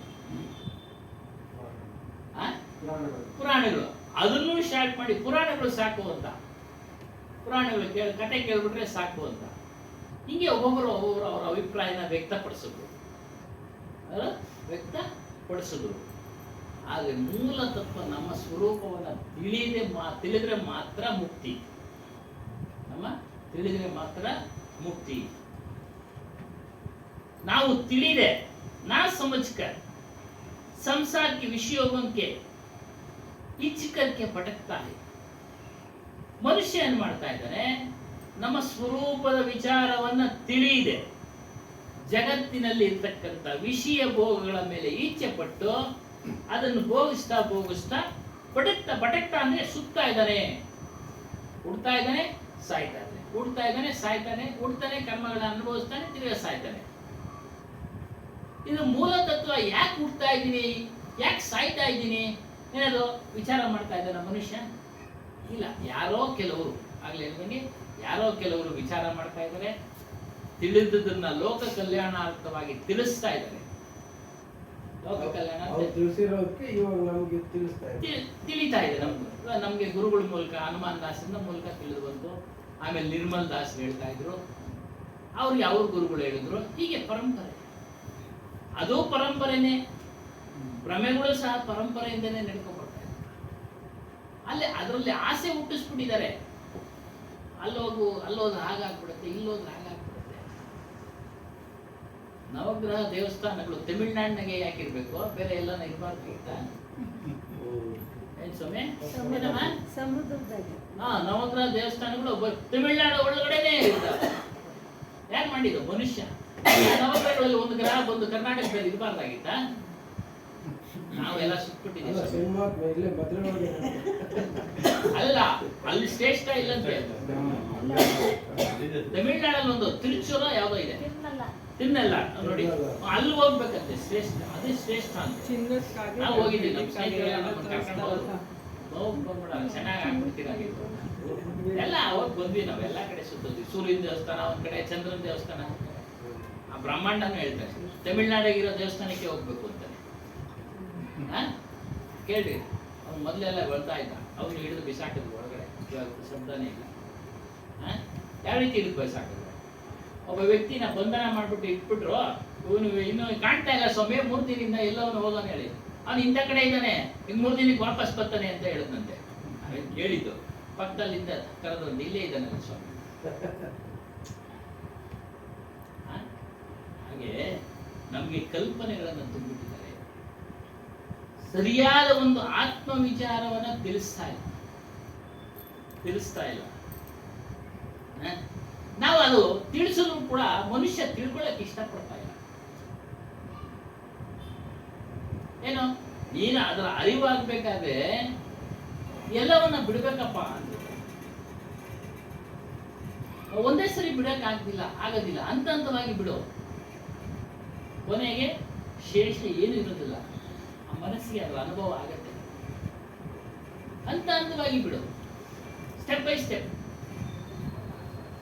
ಒಂದೇ ಸರಿ ಬಿಟ್ಬಿಟ್ಟ ನೋಡಿ ಎಲ್ಲ ಸಂಪೂರ್ಣ. ಇದು ಮೂಲ ಅರಿಬೇಕು, ಏನು ದುಃಖಕ್ಕೆ ಕಾರಣ. ಹೋಗ್ಬಿಟ್ಟ, ಕಷ್ಟಪಟ್ಟ, ದೇಹ ದಂಡಿಸ್ತ, ನಾನೋದಯ ಆಗಲಿಲ್ಲ. ತದನಂತರ ಆಯ್ತು, ಅವನಿಗೂ ಸಮಯ ತೆಗೆದುಕೊಳ್ತು. ಇವತ್ತು ಬಿಡ್ತಾನೆ, ನಾಳೆಗೆ ಅವನಿಗೇನಾಗಲಿಲ್ಲ. ಮನೆ ಮಠ ಎಲ್ಲ ಬಿಡ್ತಾನೆ, ಅವನಿಗೆ ಮರುದಿನನೇ ಜ್ಞಾನೋದಯ ಆಗಲಿಲ್ಲ, ಶ್ರಮಪಟ್ಟ. ಅದೇ ರೀತಿಯಾಗಿ ನಾವು ಸಹ ಶ್ರಮ ಪಡಬೇಕು. ಶ್ರಮ ಪಟ್ರೇನೆ, ಇಲ್ಲಾಂದ್ರೆ ಹೊಟ್ಟೆಪಾಡಿಗೋಸ್ಕರ ಎಷ್ಟು ಶ್ರಮ ಪಡ್ತೀವಿ. 12 ಗಂಟೆ ಕೆಲಸ ಮಾಡ್ತೀವಿ, 8 ಗಂಟೆ ಕೆಲಸ ಮಾಡ್ತೀವಿ ಅಲ್ವಾ ಸ್ವಾಮಿ? ಅದಕ್ಕೂ ಅಷ್ಟೇ ಶ್ರಮ ಪಡಬೇಕು. ಒಂದು ಸಮಯ ಅಂತ ಮೀಸಲಿಟ್ಟು ಪ್ರತಿನಿತ್ಯ ಕೇಳಿದಾಗ ಅದರ ಚಿಂತನ ಮನನ, ಬರೋರು ಓದುವಂಥದ್ದು ಇವೆಲ್ಲ ಮಾಡಬೇಕು. ವಿಷಯ ಭೋಗದ ಇಚ್ಛೆ ಬಿಡಬೇಕು. ಆಗ ಮಾತ್ರ ಮನುಷ್ಯನು ತನ್ನ ಸ್ವರೂಪದಲ್ಲಿ ನಿಲ್ತಾನೆ. ಅವನ ಜನ್ಮ ಕೃತಕೃತ್ಯ ಸಾರ್ಥಕ ಆಗೋಯ್ತು, ಧನ್ಯ ಆಗೋಯ್ತು.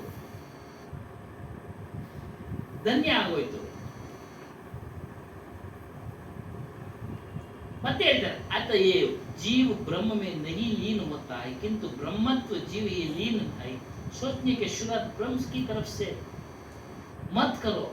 ಈ ರೀತಿ ಎಲ್ಲ ಹೇಳಿದ್ರು ಹೋಗ್ಬೇಡಿ. ಬೇರೆ ಬ್ರಹ್ಮನಿದ್ದಾನೆ, ನಮ್ಮನ್ನು ಆಟ ಆಡಿಸ್ತಾ ಇದ್ದಾನೆ, ಅವನು ಇವನು ಅಂತ ಆ ರೀತಿ ಎಲ್ಲ ಹೇಳಿದ್ರೆ ಕೇಳಬೇಡಿ. ನೀವು ಬ್ರಹ್ಮ ಸ್ವರೂಪ, ನಿಮ್ಮ ಸ್ವರೂಪದ ಕಡೆ ಹೋಗಿ. ಅದ್ಯಾವುದು ಅಂದ್ರೆ ಅದು ಗ್ರೇಟ್. ನೀವೇ ಶಿವ, ನೀವೇ ಬ್ರಹ್ಮ, ನೀವೇ ವಿಷ್ಣು. ನಿಮ್ಮ ಸ್ವರೂಪ ದೇಹ ಅಲ್ಲ, ನಮ್ಮ ಸ್ವರೂಪ, ನಮ್ಮ ಆತ್ಮ. ಈ ಜಗತ್ತಿನಲ್ಲಿ ನಿಮ್ಮ ಸ್ವರೂಪವೇ ನಿಮಗೆ ಶಕ್ತಿ, ನಿಮ್ಮ ಸ್ವರೂಪವೇ ನಿಮಗೆ ಶಕ್ತಿ. ಬೇರೆ ಯಾವುದೋ ಶಕ್ತಿ ನಿಮ್ಮನ್ನ ನಡೆಸ್ತಾ ಇಲ್ಲ. ಏನು, ನಿಮ್ಮ ಅರಿವೇ ನಿಮ್ಮನ್ನ ನಡೆಸ್ತಾ ಇರೋದು. ನಿಮ್ಮ ತಿಳುವಳಿಕೆ, ಸರಿಯಾದ ತಿಳುವಳಿಕೆ ತೆಗೆದುಕೊಂಡು ನೀವು ಒಳ್ಳೆ ಮಾರ್ಗದಲ್ಲಿ ನಡೀತಾ ಇದ್ದೀರಾ. ಬೇರೆಯವರು ಆ ತಿಳುವಳಿಕೆ ತೆಗೆದುಕೊಂಡು ಆ ಮಾರ್ಗದಲ್ಲಿ ನಡೀತಾ ಇದ್ದೀರಾ. ಆ ಮಾರ್ಗದಲ್ಲಿ ನಡೆದವರು ಇವತ್ತು ಎಲ್ಲೆಲ್ಲವ್ರೆ ಅಲ್ವ? ತಿಳುವಳಿಕೆ ತೆಗೆದುಕೊಳ್ಬೋದಾಗಿತ್ತಾನೆ, ಕೊಡೋರಿಲ್ಲ ತಿಳುವಳಿಕೆ. ಸ್ವತಃ ಚಿಂತನೆ ಮಾಡಬೇಕಾಗಿತ್ತು, ಹೇಗೆ ಚಿಂತನೆ ಮಾಡೋದು? ಪಾತ್ರಗಳು ಮಾಡಿದ್ರಲ್ಲ, ಇನ್ಸ್ಪೆಕ್ಟರ್ ಪಾತ್ರ, CID ಪಾತ್ರ, ಕಳ್ಳರು ಹಿಡಿಯೋ ಅಹಂ ತಿಳಿಸಿದ್ರು ತಿಳಿಸಿಲ್ಲ, ತಿಳ್ಕೊಳ್ಳೋ ಅಷ್ಟು ತಾಳ್ಮೆ ಇರಲ್ಲ. ಅಹಂ ಇವರು ಹೇಳ್ತಾರೆ, ಅಹಂ ಅದು ಕೆಲಸ ಮಾಡಿದೆ. ಮದ, ಅಹಂ, ಹಣದ ಮದ, ಅದನ್ನು ಸಹ ಪಾತ್ರದಲ್ಲಿ ತೋರಿಸುದು ಅಲ್ವರ. ದುಡ್ಡಿದ್ದವನೇ ದೊಡ್ಡವನಲ್ಲ ಅಲ್ವರ, ಎಲ್ಲ ತೋರಿಸಿದ್ರು. ಯಾಕೆ ಅವ್ರು ಮುಳುಗಿದ್ರು? ಯೋಚನಾ ಶಕ್ತಿ, ವಿವೇಚನಾ ಶಕ್ತಿ ಕಳ್ಕೊಂಡಿದ್ರು. ಯಾಕೆ ವಿವೇಚನಾ ಶಕ್ತಿ ಕಳ್ಕೊಂಡಿದ್ರು ಅಂದ್ರೆ ಒಂದು ವಸ್ತುವಿನ ಮೇಲೆ ಇಚ್ಛೆ ಪಟ್ಟು ಅದರಿಂದೇ ಓಡ್ತಾ ಇದ್ರು. ಅರ್ಥ ಆಯ್ತು ಅನ್ಸುತ್ತೆ. ವಸ್ತುವಿನ ಮೇಲೆ ಇಚ್ಛೆ ಪಟ್ಟು ಅದರಿಂದೇ ಓಡ್ತಾ ಇದ್ರು. ವಿಚಾರ ಮಾಡಲಿಲ್ಲ. ಏನು ನಮ್ಮವ್ರಿಗೆ ಈ ರೀತಿ ಇದು ಮಾಡ್ಬಿಟ್ಟಿದ್ದಾನೆ, ಆಯ್ತು ಕರ್ಕೊಂಬಂದು ಅವ್ನಿಗೆ ಏನ್ ಬೇಕೋ ಒಂದು ಕಾನೂನು ಇದೆ, ಕಾನೂನು ಪ್ರಕಾರ ಕಾನೂನು ಕೈ ಕೊಡ್ಬೋದಾಯ್ತಲ್ಲ. ಅಲ್ಲ ತಪ್ಪು ಮಾಡ್ದ ಇರೋ, ಅವನು ಮಾಡ್ದ ಸಹಜ, ಕಾನೂನು ಕೈ ಕೊಡ್ಬೋದಾಯ್ತಲ್ಲ. ಸ್ವತಃ ಕಾನೂನ ಕೈ ತಗೊಂಡಿದ್ದರ ಪರಿಣಾಮ ಅನುಭವಿಸ್ತ ಅದು ಆಮೇಲೆ ಅದು ಏನಾಗುತ್ತೋ ಅದು ಬೇಡ. ಒಟ್ಟ ಈಗ ದುಃಖನ ಅಣ್ಣ ಹೇಳಿದ್ರು ಗೌರವನೂ ಹೋಯ್ತು. ಟಿವಿ ಹಾಕಿದ್ರೆ ಅದೇ ವಿಚಾರ. ಯಾರ್ಯಾರು ಬರ್ತಾ ಇದೆಯಾ ಎಲ್ಲಾರ್ದು, ಒಬ್ಬರದೇ ಅಲ್ಲ ಎಲ್ಲಾರ್ದು. ಅದಕ್ಕೆ ಇಚ್ಛೆ ಭೋಗದ ಕಡೆ ಇಚ್ಛೆ ಪಡ್ಕೊಂಡಿದ್ದಾರೆ, ಸುತ್ತುತ್ತಾ ಇದ್ದಾರೆ. ಇದೇ ಬಂಧನ ಕಣ್ಣು ಕಾಣ್ತಾ ಇದೆ ನಮ್ಗೆ. ಇವತ್ತೊಂದು ದಿವಸ ಮಾತಿ ಮಾಡೋದ್ ಮೂಲಕ ಬಂಧನ ನೋಡಿ ಅಲ್ಲೇ ಕಾಣ್ತಾ ಇದೆ. ಇದನ್ನೇ ನಾವು ಆಜೀವ ಪರ್ಯಂತ ನಾವು ಇಚ್ಛೆಗಳಲ್ಲೇ ತೊಡಗಿಸ್ಕೊಂಡಾಗ ವಿಷಯಗಳಲ್ಲಿ ನಾವು ಹುಡ್ತಾ ಇರೋದು ಸಾಯ್ತಾ ಇರೋದು ತಪ್ಪದೇ ಇರುತ್ತಾ? ಖಂಡಿತ. ಹಾಗಾಗಿ ನಿಮ್ಮ ಇಚ್ಛೆಗಳನ್ನ ಕಡಿಮೆ ಮಾಡ್ಕೊಂಡು ಹೋಗ್ತಾ ಇದ್ದಾರೆ. ಕಡಿಮೆ ಮಾಡ್ಕೊಂಡು ಬಿಟ್ರೆ ಸಂತೋಷನೇ. ಅದೇ ಹೆಂಡತಿ ಮಕ್ಕಳು ಬಿಡಬೇಡಿ. ನಮ್ಮ ಅಪ್ಪ ಅವರು ಇದನ್ನು ಬಹಳ ಹೇಳ್ತಾರೆ, ಮನಸ್ಸಿನಲ್ಲಿ ಸಾಧುವಿನ ಲಕ್ಷಣಗಳನ್ನು ಧಾರಣೆ ಮಾಡ್ಕೊಂಡು ಜೀವನ ಮಾಡಿ. ಇವರು ಅದೇ ಹೇಳೋದು. ಸಂಸಾರಿಗಳಾಗಿದ್ದೀರಾ, ಗೃಹಸ್ಥರಾಗಿದ್ದೀರಾ, ನಿಯಂತ್ರಣದಲ್ಲಿ ಇಟ್ಕೊಳ್ಳಿ. ಪಂಚ ವಿಷಯಗಳು ಬೇಕು. ಊಟನ ಒಂದು ವಿಷಯನೇ ಅಲ್ಲ, ರುಚಿಯಾಗಿ ತಿನ್ನೋದು, ಅದನ್ನ ಇತಿಮಿತಿಯಲ್ಲಿ ಇಟ್ಕೊಳ್ಳಿ. ಇತಿಮಿತಿಯಲ್ಲಿ ನೀರು ಬೇಕು ಕುಡಿಯೋಕ್ಕೆ, ನೀರು ಕುಡಿದ್ರೆ ಸಾಕು. ಕಾಫಿ ಕುಡಿದ್ರೆ ಸಾಕು. ಕಾಫಿನೇ ಕೆಡುತ್ತೆ ಲೆಕ್ಕಾಚಾರ ನೋಡಿದ್ರೆ ಅಲ್ವಾ. ಅತಿಯಾಗಿ ಕಾಫಿ ಸೇವನೆ ಮಾಡಿದ್ರೆ ಕಬ್ಬನ್ಪೇಟೆಯಲ್ಲಿ ಒಬ್ರು ಮೇಸ್ತ್ರಿಗಳು ಅವರು ಊಟನೇ ಮಾಡ್ತಾ ಇಲ್ಲ, ಕೆಲಸ ಅಂತ ಕಾಫಿ ತರಿಸ್ಕೊಂಡು ಕುಡಿಯೋದು ಬೇಗ ಹೊರಟೋದ್ರು ಅವರೆಲ್ಲ.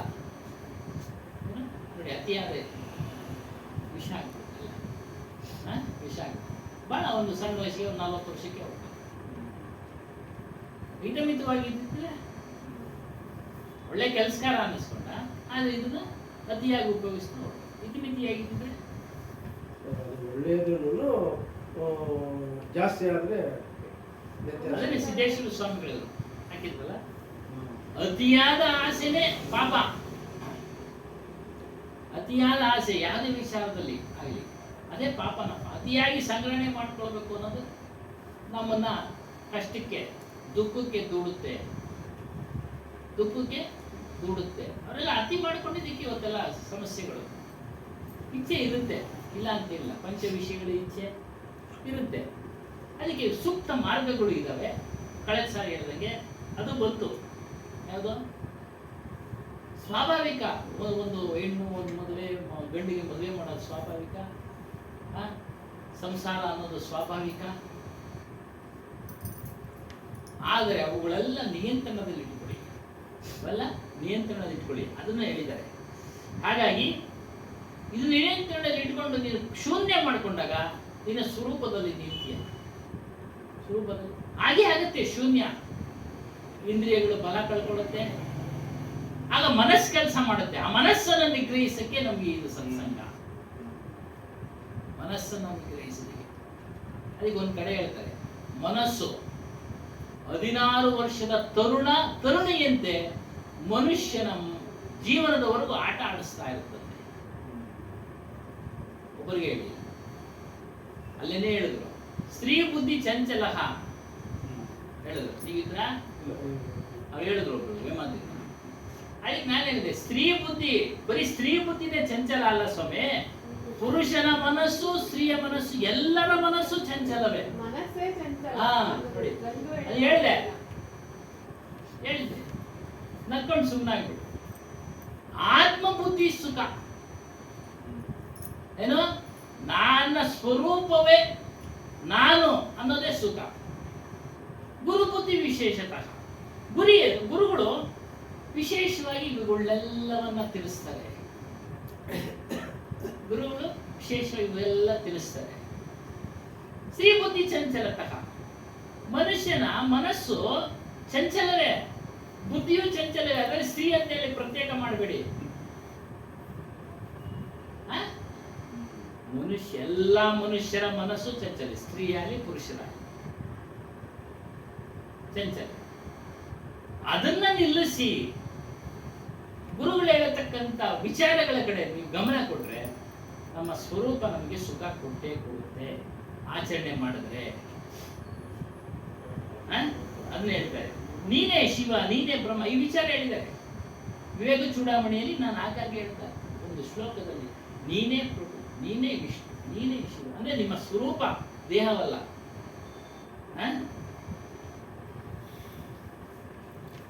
ಎಲ್ಲರ ಒಳಗಡೆ ಸಭಿವ್ಯಕ್ತಿಯೋಕೆ ಭೀತರ್ ಮೈ ಹೂ, ನಾನಿದ್ದೇನೆ ನಾನಿದ್ದೇನೆ, ನಾನು ಅಂತಾನೆ ಹೇಳೋದು. ನನ್ನ ಕೈ ಅಂತ ಹೇಳ್ತಾರ, ಏನ ಕೆಲಸ ಮಾಡೋದ, ನಾನಪ್ಪ ಮಾಡಿದ್ದು, ನಾನು ಮಾಡಿದ್ದು, ನಾನು ಅದೇ ಹೇಳ್ತಾರೆ. ಎಲ್ಲರ ವ್ಯಕ್ತಿಗಳಲ್ಲಿ ಒಳಗಡೆ ಇದೆ ನಾನು ಅನ್ನೋದು. ರಮಣ ಮಹರ್ಷಿಗಳು ಬರೀ ಕೈಯಲ್ಲ ಅನ್ನೋದು ಸ್ವಾಮಿ, ನನ್ನ ಕೈ, ನನ್ನ ಕೈ, ನನ್ನ ಕಾಲು, ನನ್ನ ಕಾಲು, ಅವ್ರಿಗೆ ನಾನೇ ಬೇರೆ, ಕೈಯೇ ಬೇರೆ, ಕಾಲೇ ಬೇರೆ, ದೇಹನೇ ಬೇರೆ. ಸ್ವಾಭಾವಿಕ ಪ್ರಾರಂಭದಲ್ಲಿ ಹೇಳೋದು ನಾನು ನಾನು. ರಮಣ ಮಹರ್ಷಿಗಳು ನಾನು ನಾನು ಅಂತ ಹೇಳ್ತಾ ಇದ್ದೀರಪ್ಪ, ನಾನು ಎಲ್ಲಿದೆ ಅನ್ನೋದು ಹುಡುಕು ನೀನು, ಅದನ್ನ ತಿಳಿ. ಯಾಬಾಸ್ ಕರ್ನೆವಾಲ ಜೀವ, ಅವನೇ ಜೀವ, ನಾನು ಅನ್ನೋನೇ ಜೀವ. ಅದನ್ನ ಆತ್ಮ ಅಂದ್ರು, ಚೈತನ್ಯ ಅಂದ್ರು, ಹಲವಾರು ಹೆಸರಿನಿಂದ ಕರೆದ್ರು. ಯಾವಾಗ ಈ ನಿನ್ನ ಸ್ವರೂಪ ನಾನು ಅನ್ನೋದು ಯಾರು ಅನ್ನೋದು ತಿಳಿದ್ಯೋ ಆಗ ನೀನು ಮುಕ್ತನಾಗ್ತೇವೆ. ಅದೇನೆ ತಿಳಿಯೋದ್ರಲ್ಲಿ ಕೇವಲ ತಿಳಿದ್ರಲ್ಲ, ಆ ಸ್ಥಿತಿನಲ್ಲಿ ನಿಲ್ಲಬೇಕು. ಆ ಸ್ಥಿತಿನಲ್ಲಿ ನಿಲ್ಲಬೇಕು. ಆವಾಗ ನೀನು ಮನುಷ್ಯ ಜನ್ಮ ಪಡೆದಕ್ಕೆ ಸಾರ್ಥಕ ಆಯಿತು. ಮನುಷ್ಯ ಜನ್ಮ ಪಡೆದಕ್ಕೆ ಸಾರ್ಥಕ ಆಯಿತು. ಮನುಷ್ಯ ಜನ್ಮ ಬಂದಿದೆ ಕೇವಲ ಭೋಗಿಸೋದಕ್ಕಲ್ಲ. ಎಲ್ಲರೂ ಹಾಗೆ ತಿಳ್ಕೊಂತಾರೆ, ಅಡ್ಸಪ್ಪಿಡ್ತಾರೆ. ಯಾವಾಗೋ ಏನೋ ಇರೋವರೆಗೂ ಚೆನ್ನಾಗಿರೋಣ, ಇರೋವರೆಗೂ ಚೆನ್ನಾಗಿರೋಣ. ಯಾವ ರೀತಿ ಚಂದ? ಎಲ್ಲೂ ಚೆನ್ನಾಗಿರೋದೇ ಇಲ್ಲ. ಸುಖ ಇದೆಯಾ? ಸ್ವಲ್ಪ ಸುಖ, ಆಮೇಲೆ ದುಃಖ ಇದೆ. ಅದರಿಂದ ದುಃಖ. ತಿನ್ನೋದು ಕುಡಿಯೋದು ಇದೆ ಸುಖ ಅನ್ಕೊಂಡು ಸಿಹಿ ಚೆನ್ನಾಗಿರ್ತೈತೆ, ತಿಂದಾದ್ಮೇಲೆ ಅದ್ರ ಕೆಲಸ ಅದು ತಿಂದಾದ್ಮೇಲೆ ಜೀವನನ್ನ ಬಿಟ್ಟು ಅಂದ್ರೆ ನಮ್ಮ ಸ್ವರೂಪವನ್ನ ಬಿಟ್ಟು ಬೇರೆ ಯಾವುದೇ ಬ್ರಹ್ಮ ಇಲ್ಲ, ಈಶ್ವರ ಇಲ್ಲ, ಶಿವ ಇಲ್ಲ. ಎಲ್ಲ ವಿಚಾರಗಳು ಇದೆ. ನಾನು ಪುಸ್ತಕಗಳನ್ನೆಲ್ಲ ಓದ್ಬಿಟ್ಟೆ, ಆದ್ರೆ ಎಲ್ಲ ಬೆರೆಸ್ಬಿಟ್ಟಿದ್ದಾರೆ. ಈಗೆಲ್ಲ ಬೆರೆಸ್ಬಿಟ್ಟಿದ್ದಾರೆ. ಅವ್ರು ಮಾಡಿದ್ರು, ಅವ್ರು ಬರೋದು ವಿಚಾರ ಮಾಡಿ ತಿಳಿಬೇಕು ಅವುಗಳೆಲ್ಲ ಒಳಗೆ. ಹಾಗಾಗಿ ಕಿಂತು ಜೀವ ಮೇ ಬಹುತ್ ಬ್ರಹ್ಮತ್ವಕ, ಶಿವತ್ವಕ, ಶ್ರೇಷ್ಠತ್ವಕ, ಗುರುತ್ವಕ ಎಲ್ಲ ನೀನೇನಪ್ಪ. ಶಿವನು ನೀನೆ, ಬ್ರಹ್ಮನು ನೀನೆ. अर्थात उसके अपने चेतन स्वरूप का पूर्णतः उद्घाटन होता. ಎಲ್ಲ ನೀನೆ. ಆ ಸ್ಥಿತಿಗೆ ಹೋದಾಗ ನಿನಗೆ ಅದರ ಅರಿವಾಗುತ್ತೆ, ಅದರ ಅರಿವು ಆಗುತ್ತೆ. ಆ ಸ್ಥಿತಿಗೆ ಹೋದ್ಮೇಲೆ ಆಚರಣೆಗಳು ಇದ್ದೇ ಇದೆ. ಶ್ರಮ ಯಾವ ರೀತಿ ಪಡ್ತೀವೋ ನಾವು ಹೊಟ್ಟೆ ಪಾಡಿಗೋಸ್ಕರ, ಅದೇ ರೀತಿ ಕೆಲವೊಂದು ಆಚರಣೆಗಳಿದೆ. ಅದನ್ನು ನಾವು ಪಾಲನೆ ಮಾಡಬೇಕು. ಅವನು ಪೂರ್ಣ ಕಾಮ, ನಿನ್ನ ಪೂರ್ಣ ಇಚ್ಛೆ ಬಯಕೆಯನ್ನು ಈಡೇರಿಸ್ತೇನೆ. ಏನು, ನಾನು ಯಾವಾಗಲೂ ಶಾಶ್ವತವಾಗಿ ಸುಖವಾಗಿರ್ಬೇಕಪ್ಪ ಅನ್ನೋ ಇಚ್ಛೆಯನ್ನ ಪೂರೈಸ್ತಾನೆ. ನಮ್ಮ ಸ್ವರೂಪ, ನಮ್ಮ ಸ್ವರೂಪ ಶುದ್ಧನು ಬುದ್ಧನು. ಬುದ್ಧ ಅಂದ್ರೆ ಜ್ಞಾನಿ, ಅರಿವು ಶುದ್ಧ. ಅಲ್ಲಿ ಯಾವುದು ಕೊಳೆ ಇಲ್ಲ ಸ್ವಾಮಿ, ಮಲಿನತೆ ಇಲ್ಲ. ಅಲ್ಲಿ ಮಲಿನತೆ ಇಲ್ಲ. ಬಟ್ಟೆ ಹಾಕಿದ್ದೀವಿ, ಕೊಳೆ ಹಾಕ್ಬಿಡುತ್ತೆ. ದೇಹ ಸ್ನಾನ ಮಾಡದೇ ಇದ್ರೆ ವಾಸನೆ ಬರುತ್ತೆ. ಯಾವುದು ಆ ರೀತಿ ಇದೆ ಇಲ್ಲ. ಮತ್ತು ಪವಿತ್ರವಾದ ತೃಪ್ತಿ ಅಲ್ಲಿದೆ. ಅದನ್ನ ಅರ್ಥ ಮೇಲೆ ಯಾವುದು ಬೇಕಾಗಿಲ್ಲ ಅನ್ಸುತ್ತೆ. ಅದಕ್ಕೆ ಕೆಲವರು ಅವಧೂತರು ನೋಡಿ ಆ ಒಂದು ಆನಂದದಲ್ಲಿ ಇರ್ತಾರೆ.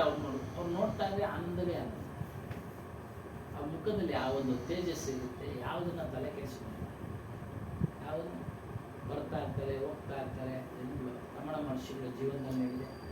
ಇತ್ತೀಚೆಗೆ ಅವರು ವೆಂಕಟಾಚಲ ಅವರು ಎಲ್ಲ ಓದುತ್ತರು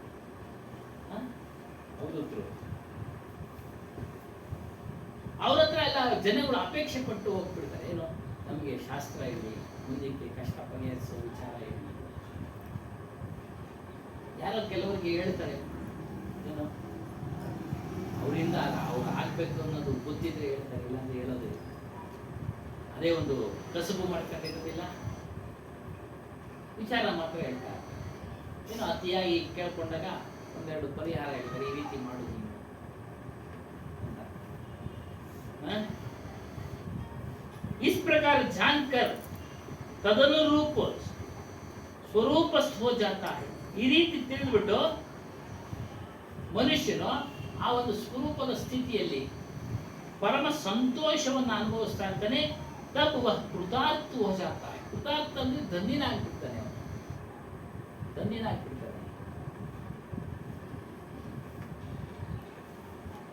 ಈ ಒಂದು ಆತ್ಮವಿಚಾರ ಸ್ವರೂಪ ಸ್ಥಿತಿಯಿಂದ ನಿಮ್ಮ ನಿಮ್ಮ ಭಾಷೆನಲ್ಲಿ ಏನಾಗುತ್ತೆ?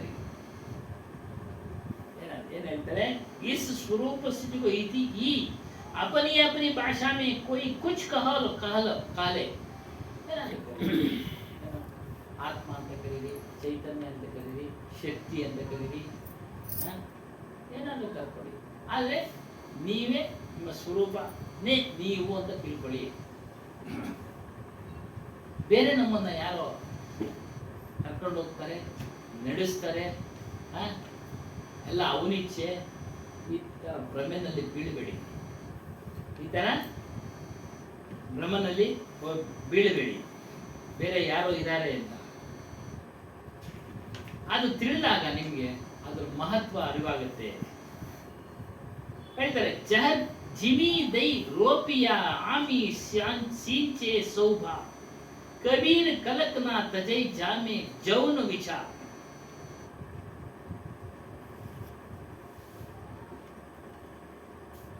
ಇದರ ಅರ್ಥ ತಿಳಿಸ್ತಾ ಇದ್ದಾರೆ. ಭೂಮಿಯಲ್ಲಿ ವಿಷ ಬಿದ್ದು ವಿಷ ನೀರು ಹರಡಿಬಿಡುತ್ತೇನೆ. ಉದಾಹರಣೆಗೆ ಜಪಾನ್ನಲ್ಲಿ ಅವಾಗ ಹಿರೋಶಿಮಾ ನಾಗಾಸಾಕಿ ಮೇಲೆ ಬಾಂಬ್ ಹಾಕ್ಬಿಟ್ರು. ಇದುವರೆಗೂ ಅಲ್ಲಿ ಏನು ಬೆಳೆಯಕ್ಕೆ ಆಗ್ತಾ ಇಲ್ಲ ಅಂತ ನಾವು ವಿಜ್ಞಾನಿಗಳು ಹೇಳೋದನ್ನ ಕೇಳ್ತಾ ಇದ್ದೀವಿ. ಅದನ್ನೇ ಉದಾಹರಣೆ ಕೊಡ್ತಾರೆ. यदि जमीन में जहर पड़ पेड़ लगा दिया गया तो उसे 100 बार अमृत सींचने पर उसका जहर नहीं जा सकता. ಏನು ಜಮೀನಿನ ಮೇಲೆ ವಿಷ ಏನಾದ್ರು ಚೆಲ್ಲು ಬಿಟ್ರೆ ಅದು ಹಿಂಕೊಂಡ್ಬಿಡುತ್ತೆ. ನೀವು ಅದ್ರ ಮೇಲೆ 100 ಬಾರಿ ಹಾಲು ಸುರಿದ್ರೂ ಆ ವಿಷ ಹೋಗೋದಿಲ್ಲ. ತಾಜಾ ಉದಾಹರಣೆ ಅಂದ್ರೆ ನಮ್ಮ ಆಶ್ರಮದ ಅಕ್ಕಪಕ್ಕ ಆಯಿಲ್ ಸುರಿಯೋರು ತೆಗೆದು ಎಲ್ಲ ಮೋಟರ್ ಕೆಲಸ, ಹಳ್ಳ ತೆಗೆಯೋದು, ಆಯಿಲ್ ಸುರಿಯೋದು, ಎಲ್ಲ ಗಲೀಜ್ ಆಯಿಲ್ಗಳು ಅದೆಲ್ಲ ಸುತ್ತು ಹರಡ್ಕೊಂಡ್ಬಿಟ್ಟು ನಾವು ಬೋರ್ವೆಲ್ ತೆಗ್ಸಿದ್ವಿ. ಬೋರ್ವೆಲ್ ತೆಗ್ಸಿದ್ರೆ ಆಯಿಲ್ ನೀರು ಎಲ್ಲ ಭೂಮಿ ಒಳಗಡೆ ಸೇರ್ಕೊಂಡ್ಬಿಟ್ಟಿದೆ. ವೇಸ್ಟ್ ಆಯಿಲ್ ಬೇರೆ ಕಡೆ ಅಲ್ಲೇ ಹಳ್ಳ ತೊಡೋದು. ಪಕ್ಕದಲ್ಲೂ ಒಂದು ವರ್ಕ್ಶಾಪ್, ಈ ಪಕ್ಕದಲ್ಲಿ ಒಂದು ವರ್ಕ್ಶಾಪ್, ಪೂರ್ತಿ ಅದೇ ಇದ್ದಿದ್ದು ಮೊದಲು. ಈಗ ಟ್ರಾನ್ಸ್ಪೋರ್ಟ್ ಆಗಿದೆ. ಮೊದಲೆಲ್ಲ ಎಲ್ಲ ವರ್ಕ್ಶಾಪ್, ಲಾರಿಗಳದ್ದು, ಬಸ್ಗಳದ್ದು, ಕಾರುಗಳದ್ದು. ಆ ಕೆಟ್ಟ ಆಯಿಲ್ ಎಲ್ಲ ಭೂಮಿಗೆ ಸುರಿದು ಏನಾಗ್ಬಿಟ್ಟಿದೆ, ಸುತ್ತು ಹರಡ್ಕೊಂಡ್ಬಿಟ್ಟಿತ್ತು. ತೆಗೆದ್ರೆ ಬೋರ್ವೆಲ್ ತೆಗೆಸಿದ್ರೆ ಆಯಿಲ್ ನೀರು. ನಾನು ಟೆಸ್ಟ್ ಮಾಡಿಸ್ದೆ ಜಿಯಾಲಜಿಕಲ್ ಸೆಂಟರ್ ಹೋಗಿ. ಯಾವುದೇ ಕಾರಣಕ್ಕೂ ಈ ನೀರನ್ನು ಉಪಯೋಗಿಸ್ಬೇಡಿ. ಉದಾಹರಣೆ, ತಾಜಾ ಉದಾಹರಣೆ ಹುಚ್ಕೊಟ್ಟಿವಿ ಸರ್. ಟಾಯ್ಲೆಟ್ಗೂ ಸ್ವಾಮಿ ಉಪಯೋಗಿಸ್ಬೇಡ್ರಿ, ಇದು ಆಯಿಲ್ ವಿಷಪೂರಿತವಾದ ಆಯಿಲ್ ಸ್ವಾಮಿ, ಇದು ನೀರಿನಲ್ಲಿ ಇರೋದು, ಉಪಯೋಗಿಸ್ಬೇಡಿ ಅಂದ್ಬಿಟ್ಟು. ಚರ್ಮದ ಮೇಲೆ ಬಿದ್ದೆ ಕ್ರಮೇಣ ನಿಮ್ಮ ಚರ್ಮ ಎಲ್ಲ ಕಾಯಿಲೆ ಬಂದ್ಬಿಡುತ್ತೆ ಅಂದ್ಬಿಟ್ಟು ವಿಷಪೂರಿತವಾದ ನೀರು ಮುಚ್ಚಿಬಿಟ್ವಿ. ರಾಜ ಉದಾಹರಣೆ ನೋಡಿ. ಹಾಗಾಗಿ ನೀವು ಎಷ್ಟೇ ಅದಕ್ಕೆ ನೀವು ಏನ ಕೇಳಿದ್ರೆ ಏನಾದ್ರು ನಾವು ಹಾಕ್ಬೋದ ಸ್ವಾಮಿ, ಈ ಟ್ಯಾಂಕ್ಗೆ ಹಾಕ್ತೀವಿ ಉತ್ತರ ಏನೇನು ಹಾಕ್ತೀವಿ, DDT ಪೌಡ್ರು ಮತ್ತೊಂದು ಹಾಕ್ಬೋದಾ ಅಂದೆ. ಏನ್ ಮಾಡಿದ್ರೆ ಏನೂ ಆಗೋದಿಲ್ಲ. ಭೂಮಿ ಒಳಗಡೆ ಇದು ಸೇರ್ಕೊಂಡ್ಬಿಟ್ಟಿದೆ, ಭೂಮಿ ಒಳಗಡೆ. ಅದೇ ರೀತಿಯ ಉದಾಹರಣೆ, ಯಾವಾಗ ಭೂಮಿ ಮೇಲೆ ವಿಷ ಅನಿಲ ಹೋಗಿ ಇಂಗು ಬಿಡುತ್ತೋ ಅದ್ರ ಮೇಲೆ ನೀವು 10 ಬಾರಿ ಅಮೃತ ಹಾಲು ಹಾಕ್ಬಿಟ್ಟು ನೀವು ತೆಗೆದ್ರೂ ವಿಷಾನೇ ಬರೋದು. ಅದಕ್ಕೆ ಹೇಳ್ತಾರೆ ಕಬೀರ್ ಸಾಹೇಬ್ರು, ಇದೇ ರೀತಿ ಮನಸ್ಸುಗೆ ವಿಚಾರ ಹಚ್ಚಬೇಕು. ನೀವು ಒಳ್ಳೆ ವಿಚಾರ ಹಚ್ಚಿದ್ರೆ ಮಾತ್ರ ಅದು ಕೇಳುತ್ತೆ. ಈ ಕೆಟ್ಟ ವಿಚಾರ ಹಚ್ಚಿದ್ರೆ ನಿಮ್ಮನ್ನ ಧ್ವಂಸ ಮಾಡುತ್ತೆ, ನಿಮ್ಮನ್ನ ನಾಶ ಮಾಡುತ್ತೆ, ನಿಮ್ಮನ್ನ ಹುಟ್ಟು ಸಾಳು ಬಂಧನಕ್ಕೆ ಕರ್ಕೊಂಡು ಹೋಗುತ್ತೆ. ಹುಟ್ಟು ಸಾಳು ಬಂಧನಕ್ಕೆ ಕರ್ಕೊಂಡು ಹೋಗುತ್ತೆ. ಹಾಗಾಗಿ ಒಳ್ಳೆ ವಿಚಾರವನ್ನ ಹಚ್ಚಿ.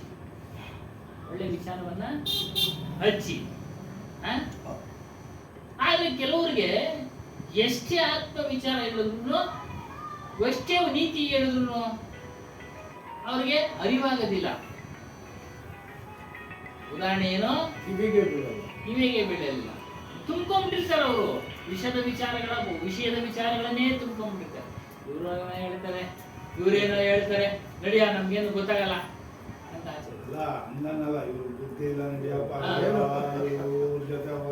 ಅಷ್ಟೇ. ನಮ್ ಬುದ್ಧಿ ಕೆಟ್ಟೋದಿಲ್ಲ. ಹೇಳ್ತೀವಿ ಅಂತ ಕಿವಿಗೆ ಬೀಳಲ್ಲ. ಏನು ರಾಜಕೀಯ ಅದು ಇದು ತಾಜಾ ಉದಾಹರಣೆ. ಅದನ್ನ ನೀವು ಇನ್ನೂ ವಿವರಣೆ ಕೊಡ್ತಾರೆ. सदगुरु कहना चाहते, सदगुरु ಹೇಳಕ್ಕೆ ಇಷ್ಟಪಡ್ತಾರೆ. कहना चाहते ಅಂದ್ರೆ ಹೇಳಕ್ಕೆ ಇಷ್ಟಪಡ್ತಾರೆ, लोगों के मन में ये विचार दंस गए हैं. ಮುಳುಗೋಗಿದ್ದಾರೆ, ದನ್ಸ್ ಅಂದ್ರೆ ಮುಳುಗಿದ್ದಾರೆ ಅದೇ ವಿಚಾರದಲ್ಲಿ. ಯಾವ ವಿಚಾರ? ಬ್ರಹ್ಮನು ನಮಗೆ ಬೇರೆ, ಪರಮಾತ್ಮನು ಇದ್ದಾನೆ. ಜೀವ ಸೆ ಬ್ರಹ್ಮ ಅಲಗ್ ಹೈ. ಅಲಗ್ ಅಂದ್ರೆ ಬೇರೆ, ಜೀವ ಅಂದ್ರೆ ನಮ್ಮ ಸ್ವರೂಪ, ಬ್ರಹ್ಮ ಅಂದ್ರೆ ಬೇರೆ. ಬ್ರಹ್ಮನು ನಮಗೆ ಬೇರೆ ಇದ್ದಾನೆ. ಯಾರು? ನಾವೆಲ್ಲ ತುಚ್ಛರು. ಜೀವ ತುಚ್ಛ ಹೈ. ನಾವೆಲ್ಲ ತುಚ್ಛರು. ಕೆಲ್ಸಕ್ಕೆ ಬರದೇ ಇಲ್ಲವರ ನಾವೆಲ್ಲ. ಕೆಲ್ಸಕ್ಕೆ ಬರದೇ ಇಲ್ಲದ್ರೆ ಇಷ್ಟೊಂದು ಮನೆಗಳು ಕಟ್ಕೊಂಡ್ಬಿಟ್ವ ನಾವು. ಏನ್ ಸ್ವಾಮಿ, ಇಷ್ಟೊಂದು ವ್ಯಾಪಾರ ವಹಿವಾಟ ಎಲ್ಲ ನಡೆಸ್ತಾ ಇದ್ದೀವ, ಇಷ್ಟೊಂದು ಮಾತಾಡ್ತಾ ಇದ್ದೀವಿ, ಕೆಲ್ಸಕ್ಕೆ ಬರದೇ ಇರೋರ ನಾವು. ಹಾಗೆ ಬ್ರಹ್ಮ ಶ್ರೇಷ್ಠ, ಅವನು ಶ್ರೇಷ್ಠ, ನಾವೆಲ್ಲ ತುಚ್ಛರು. ಈ ರೀತಿಯ ಭ್ರಮೆನಲ್ಲಿ ಬಿದ್ದಿದ್ದಾರೆ. ದೇವಿ ದೇವತಾದಿಗಳ ಭ್ರಮೆನಲ್ಲಿ ಬಿದ್ದಿದ್ದಾರೆ.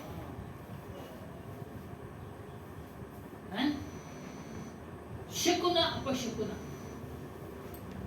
ಶಕುನ ಅಪಶಕುನ ಇದು ಮದುವೆ ಕಾರ್ಯಗಳಲ್ಲಿ ನೋಡ್ತಾರೆ. ನಾವು ಅದನ್ನು ವಿಚಾರ ಮಾತಾಡೋದು ಬೇಡ. ಆದರೆ ಈ ಒಂದು ಸತ್ಸಂಗಕ್ಕೆ ಬರಕ್ಕೆ ನೀವು ಯಾವುದೇ ಶಕುನ ನೋಡಬೇಡಿ. ಬೆಕ್ಕಟ್ಟ ಬಂದ್ಬಿಡ್ತು ಆಮೇಲೆ ಹೋಗೋಣ ಅಂದ್ಕೊಳ್ಳೇಬೇಡಿ.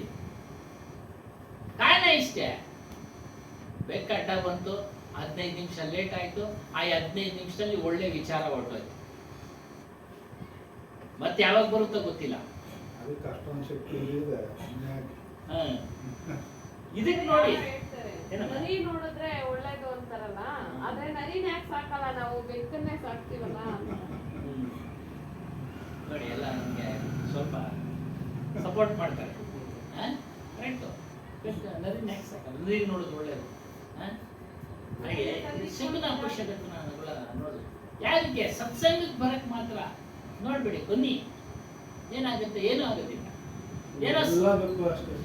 ಸತ್ಸಂಗಕ್ಕೇನೆ ಅಂತಲ್ಲ, ನೀವು ಯಾರೇ ಕಾರ್ಯಕ್ಕೆ ಹೋಗ್ಲಿ, ಆ ಶಕುನ ಅನ್ನೋದನ್ನು ತಲೆಯಿಂದ ತೆಗೆದಾಕ್ಬೇಕು.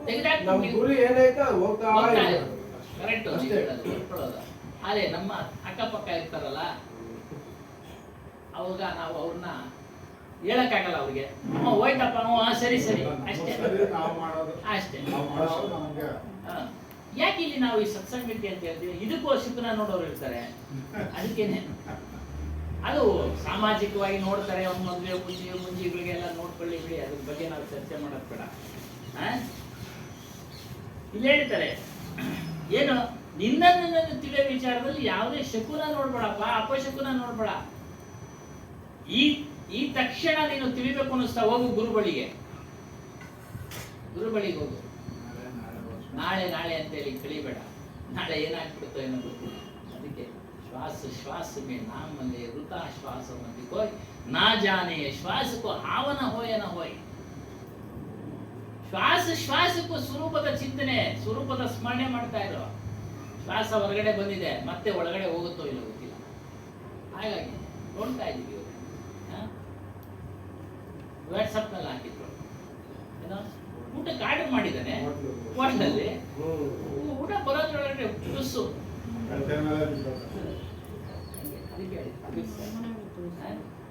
ಏನಮ್ಮ ಏನ್ ಹೇಳಿ. ಹಾಗಾಗಿ ಲಗ್ನ ಮುಹೂರ್ತ ಅವೆಲ್ಲ ಇರ್ಲಿ, ಸಾಮಾಜಿಕವಾಗಿ ನೋಡ್ಕೊಳ್ಳಿ.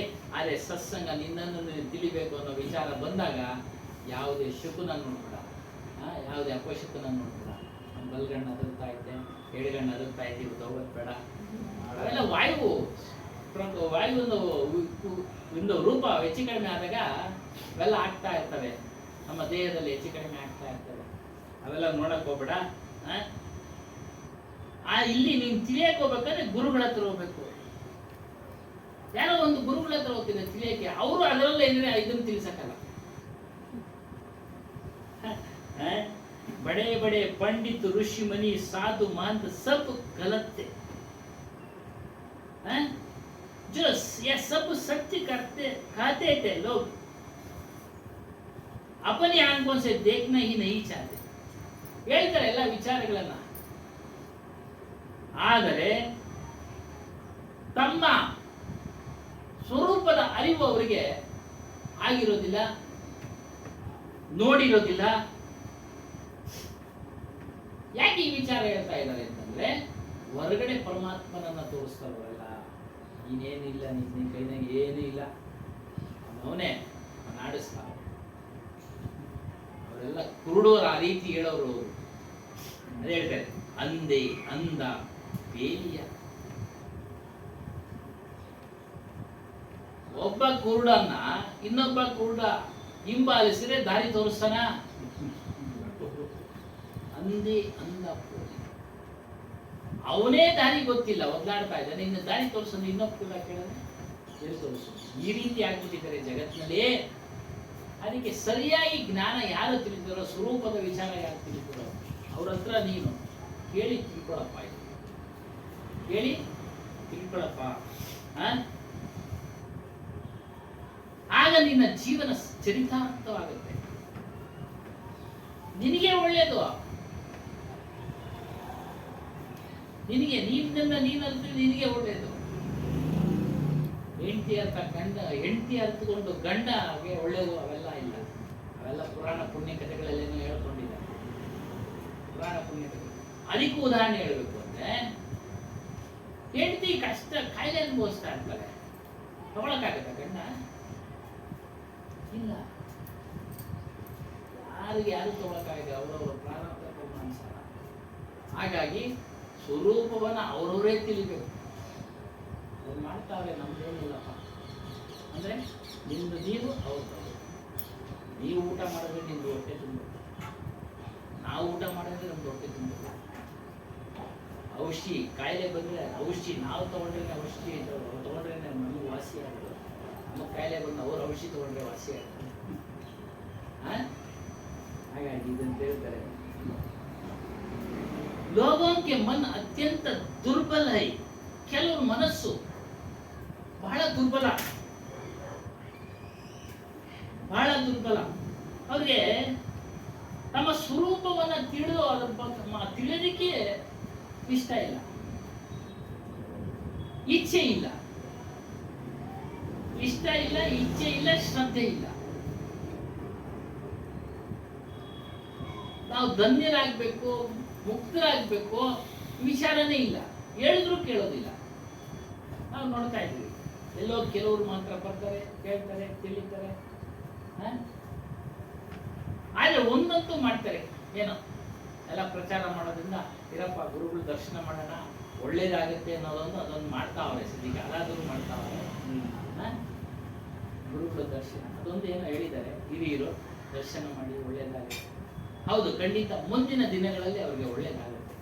ಈ ಮಾರ್ಗಕ್ಕೆ ಬಂದೇ ಬರ್ತಾರೆ, ಯಾವುದೋ ಒಂದು ಟೈಮ್ ಬರ್ತಾರೆ.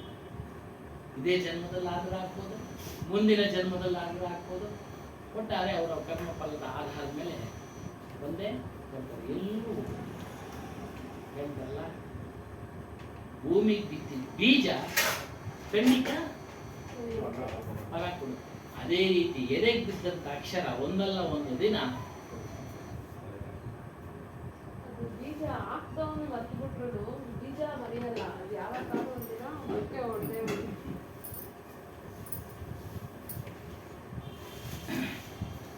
ಈ ತಿಂಗಳಾದರೂ ಬನ್ನಿ, ಒಂದು 10 ನಿಮಿಷ ಅಭ್ಯಾಸ ಮಾಡ್ತೀನಿ. ವಿಚಾರ ಗುರುಪೌರ್ಣಿಮೆಗೆ ಭಾನುವಾರ ಬಿದ್ದಿದೆ ಏನಮ್ಮ. ಹಾಗಾಗಿ ಮೇಲೆ ತಿಳಿದವರು ಸ್ವಲ್ಪ ಇಂಪ್ರೂವ್ಮೆಂಟ್ ಮಾಡ್ತಾರೆ. ಯಾವಾಗಲೂ ನಾವೇ ಇರ್ತೀವಿ ಅಂತ ಹೇಳಕ್ಕಾಗಲ್ಲ. ಏನು ಸುಮ್ಮನೆ ಅಲ್ಲ, ಊರಿಗೆ ಹೋದಾಗ ಕಂಪ್ಲೀಟ್ ನೀವೇ ವಿಚಾರ ಮಾಡಿ, ಪೂರ್ಣವಾಗಿ ತಿಳಿತಾ ಇದ್ದೀರಾ, ಅರ್ತಿದ್ದೀರಾ, ಅನುಭವ ಆಗ್ತಾ ಇದೆ. ಯಾರಾದ್ರೂ ಸರಿ, ಅದೇ ಪೂರ್ಣ ಆತ್ಮಜ್ಞಾನದ ವಿಚಾರ. ಬೆರಕೆ ಎಲ್ಲ ಬೇಡ, ಬೆರಕೆ ಎಲ್ಲ ಬೇಡ. ಒಂದು ವಾಸ್ತವಿಕ ಹೇಳ್ತಾರೆ ಇಲ್ಲಿ, ಬಟ್ಟೆ ಮೇಲೆ ಬಟ್ಟೆಗೆ ಆದಂತ ಕೊಳೆ ತೊಳೆದ್ರೇನೆ ಹೋಗೋದು.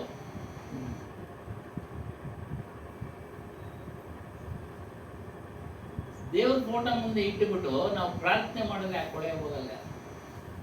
ವಾಸ್ತವ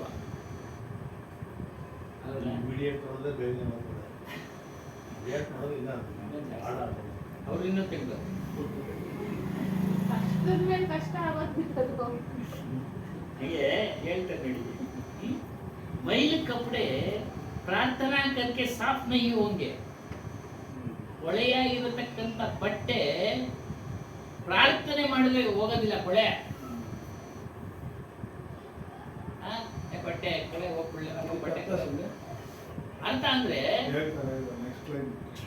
ಕೊಳೆಯಾಗಿರೋ ಬಟ್ಟೆನ ನೀವು ಮಡ್ಚಿಟ್ಬಿಟ್ಟು ಅದನ್ನ ಮುಂದೆ ನಿಂತು ಪ್ರಾರ್ಥನೆ ಮಾಡಿದ್ರೆ ಹೋಗುತ್ತಾ ಕೊಳೆ? ಹೋಗಲ್ಲ. ಅದನ್ನ ಸೋಪು ನೀರು ಹಾಕಿ ಶ್ರಮ ಪಟ್ಟರೆ ಕೊಳೆ ಹೋಗುತ್ತೆ. ಏನೋ ಬಂದವೆ ವಾಷಿಂಗ್ ಮಿಷಿನ್ಗಳು, ಅದು ಕೆಲಸ ಅದು ಮಾಡುತ್ತೆ. ಮನುಷ್ಯ ಮಾಡ್ತಾ ಇಲ್ಲ, ಅದಾದ್ರೂ ಮಾಡ್ತಾ ಇದೆ. ಮೊದಲೆಲ್ಲ ಏನ್ ಮಾಡೋರು? ಮನುಷ್ಯರು ಮಾಡೋರು, ಕೈಯ ಗುಜ್ಜೋರು ಅಲ್ವಾ? ಅದನ್ನ ಕೇಳ್ಕೊಂಡ್ರೆ ಕೊಳೆ ಹೋಗ್ಬಿಡುತ್ತಾ? ಇಲ್ಲ. ಅದೇ ಉತ್ತರ. ಈ ರೀತಿ ವಾಸ್ತವ ಇರೋದು. ಆದ್ರೆ ಜನಗಳು ವಿರುದ್ಧವಾಗಿ ವರ್ತಿಸ್ತಾ ಇದ್ದಾರೆ.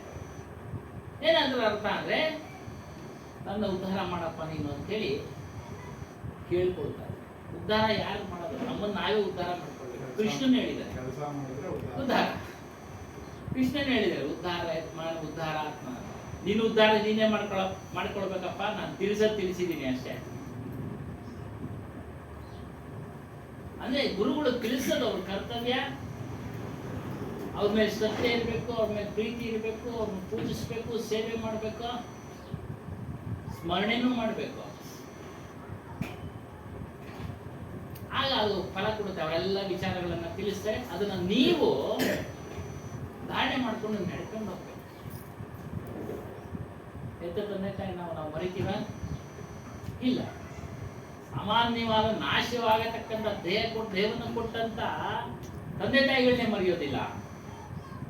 ಮುಕ್ತಿ ಮಾರ್ಗ ತೋರಿಸಿದ್ರೆ ನಾವು ಮರಿಬೇಕಾ? ಇಲ್ಲ, ಮರಿಬಾರ್ದು. ಮಾರ್ಗದಲ್ಲಿ ನಡೀತಾ ಅವನ್ನ ನಾವು ಸ್ಮರಣೆ ಮಾಡ್ತಾ ಇರ್ಬೇಕು. ಇನ್ನೊಂದು ಉದಾಹರಣೆ ಹೊಡ್ತಾರೆ. ಹೇಳಿದ್ರಲ್ಲ, ಕಿತ್ತು ದೂಲ್ಕರ್ ಸಾಫ್ ಹೋಗಿದ್ರೆ ಮಾತ್ರ ಹೋಗುತ್ತೆ. ಯಾವುದೋ ಒಬ್ಬ ವಿದ್ಯಾರ್ಥಿ ಕೇವಲ ಪುಸ್ತಕಗಳನ್ನ ಪೂಜೆ ಮಾಡಿದ್ರೆ ಅವನಿಗೆ ವಿದ್ಯೆ ಅಂಟೋದಿಲ್ಲ. ಒಂದೇನೋ ಒಂದು ಭಕ್ತಿ, ಸರಸ್ವತಿ ಪೂಜೆ ಅಂತ ಮಾಡ್ತಾರೆ. ಅದ್ಮೇಲೆ ಒಂದು ಭಕ್ತಿ ಇರಲಿ. ಪುಸ್ತಕಗಳ ಮೇಲೆ ಏನೋ ಅದನ್ನ ಹೇಗಂದ್ರಾಗಿ ಬಿಸಾಡೋದು ಬೇಡ, ಅದನ್ನ ನೀಟಾಗಿ ಇಟ್ಕೊಳ್ಳಿ ಅಂತೇಳಿ ಅದನ್ನ ತೋರಿಸಿದ್ರು ಭಕ್ತಿ. ಸರಸ್ವತಿ ಅಪಾಯ. ಅದೇ ರೀತಿ ವಿದ್ಯಾರ್ಥಿ ಪ್ರಾರ್ಥನೆ ಮಾಡಿದ್ರೆ ಅವನು ವಿದ್ವಾಂಸನಾಗಲ್ಲ, ಡಾಕ್ಟರ್ ಆಗಲ್ಲ, ಇಂಜಿನಿಯರ್ ಆಗಲ್ಲ, ವಕೀಲನಾಗಲ್ಲ, IAS IPS ಆಗೋದಿಲ್ಲ. ಓದ್ಬೇಕು, ಶ್ರಮ ಪಡಬೇಕು, ಅವಕ್ಕೆಲ್ಲ ಅರ್ಥ ಮಾಡಿಕೊಂಡು ಅದನ್ನು ಪರೀಕ್ಷೆಯಲ್ಲಿ ಬರೆದ್ರೆ ಅವನು ಪಾಸ್ ಆಗಿ ಡಾಕ್ಟರ್. ತದನಂತರ ಪ್ರಾಕ್ಟಿಕಲ್ಲು ಓದೋದು ಅಂದ್ರೆ ಸ್ವತಃ ನಿಮ್ಗೆ ವಿದ್ಯೆ ಬರೋದಿದ್ರೆ ಒಳ್ಳೆ ಒಳ್ಳೆ ಗ್ರಂಥಗಳನ್ನ ಓದಿ. ಪ್ರಾಕ್ಟಿಕಲ್ ಅಂದ್ರೆ ಈ ರೀತಿ ಚರ್ಚೆ, ಒಂದು ಸಂಶಯ ಬಂದಿದ್ದು ಕೇಳಬೇಕು, ತಿಳಿಬೇಕು, ಅನ್ನು ಅಳವಡಿಸ್ಕೊಡ್ಬೇಕು. ಇದು ಪ್ರಾಕ್ಟಿಕಲ್. ಇದೆಲ್ಲ ಪ್ರಾಕ್ಟಿಕಲ್ಲೇ. ಥಿಯರಿ ಹೇಳ್ತಾ ಇದೀವಿ, ಪ್ರಾಕ್ಟಿಕಲ್ ನೀವು ಅನುಭವ ಮಾಡ್ಕೊಳ್ಬೇಕು. ಮನನ ಮಾಡ್ತಾ ಇದ್ರೆ ಪ್ರಾಕ್ಟಿಕಲ್ ಆಗ್ತದೆ. ಸಂಶಯ ಬಂದಾಗ ಇಲ್ಲಿ ಕೇಳಿ ಬಗೆಹರಿಸ್ಕೊಳ್ಬೇಕು. ಬೇಡ, ಸ್ವತಃ ಗ್ರಂಥಗಳನ್ನ ಅವಲೋಕಿಸಿ ಬಗೆಹರಿಸ್ಕೊಳ್ಬೇಕು. ಅದೇ ಹೇಳ್ತಾರೆ, ಕಿಂತು ಮೆಹನತ್ ಅಂದ್ರೆ ಕಷ್ಟ. ಮೆಹನತ್ ಸೆ ಪಡ್ಕರ್ ತಥಾ ಅಭ್ಯಾಸ ಕರ್ಕೆ ಹೋಗ. ವಿದ್ಯಾರ್ಥಿ ಕಷ್ಟಪಟ್ಟು ಅಭ್ಯಾಸ ಮಾಡಿ ಓದಿದ್ರೆ ಮಾತ್ರ ಅವನು IAS IPS ಡಾಕ್ಟರ್ ಇಂಜಿನಿಯರ್ ಆಗ್ತಾನೆ.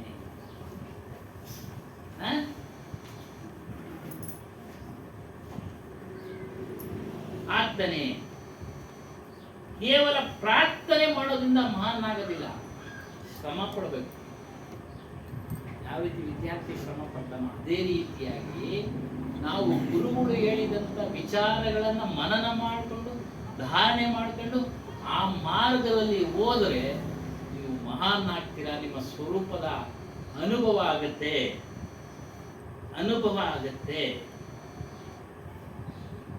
ಅಂತ ಹೇಳಿದರೆ, ನಾವು ಸಹ ಆಚರಣೆಯಲ್ಲಿ ತೊಡಗಿಸ್ಕೊಂಡ್ರೆ ಒಂದೊಂದೇ ಸಾಕು, ಒಂದೊಂದೇ ತೊಡಗಿಸ್ಕೊಂಡ್ರೆ ಸಾಕು. ಮೊದಲು ಏನು, ಅತಿಯಾಗಿ ಆಸೆ ಪಡೋದನ್ನ ಬಿಡೋಣ. ಸಿದ್ದೇಶ್ವರ ಸ್ವಾಮಿಗಳು ಹೇಳೋದಷ್ಟೇ. ಬೇಕು, ಊಟ ಬೇಕು, ಎಲ್ಲ ಬೇಕು, ಸಂಗ್ರಹಣೆ ಮಾಡ್ಕೊಳ್ಳಿ. ಒಂದು ತಿಂಗಳಿಗಾಗುವಷ್ಟು, ವರ್ಷಕ್ಕಾಗುವಷ್ಟು ಮನೆ ಪೇಪರ್ನಲ್ಲಿ ಹಾಕಿದ್ರು, ಟಿವಿನಲ್ಲಿ ತೋರಿಸ್ತಾ ಇದ್ರು. ಅಧಿಕಾರಿಗಳ ಒಂದು ಬೇಜವಾಬ್ದಾರಿತನದಿಂದ ಎಷ್ಟೋ ದವಸ ಧಾನ್ಯಗಳು ಹುಳುಗಳ ಪಾಲಾಗಿವೆ. ಅತಿಯಾಗಿ ಸಂಗ್ರಹ ಇಟ್ಟರೆ ಈ ರೀತಿ ಆಗುತ್ತೆ ಅನ್ನೋದಕ್ಕೆ ಒಂದು ಉದಾಹರಣೆ.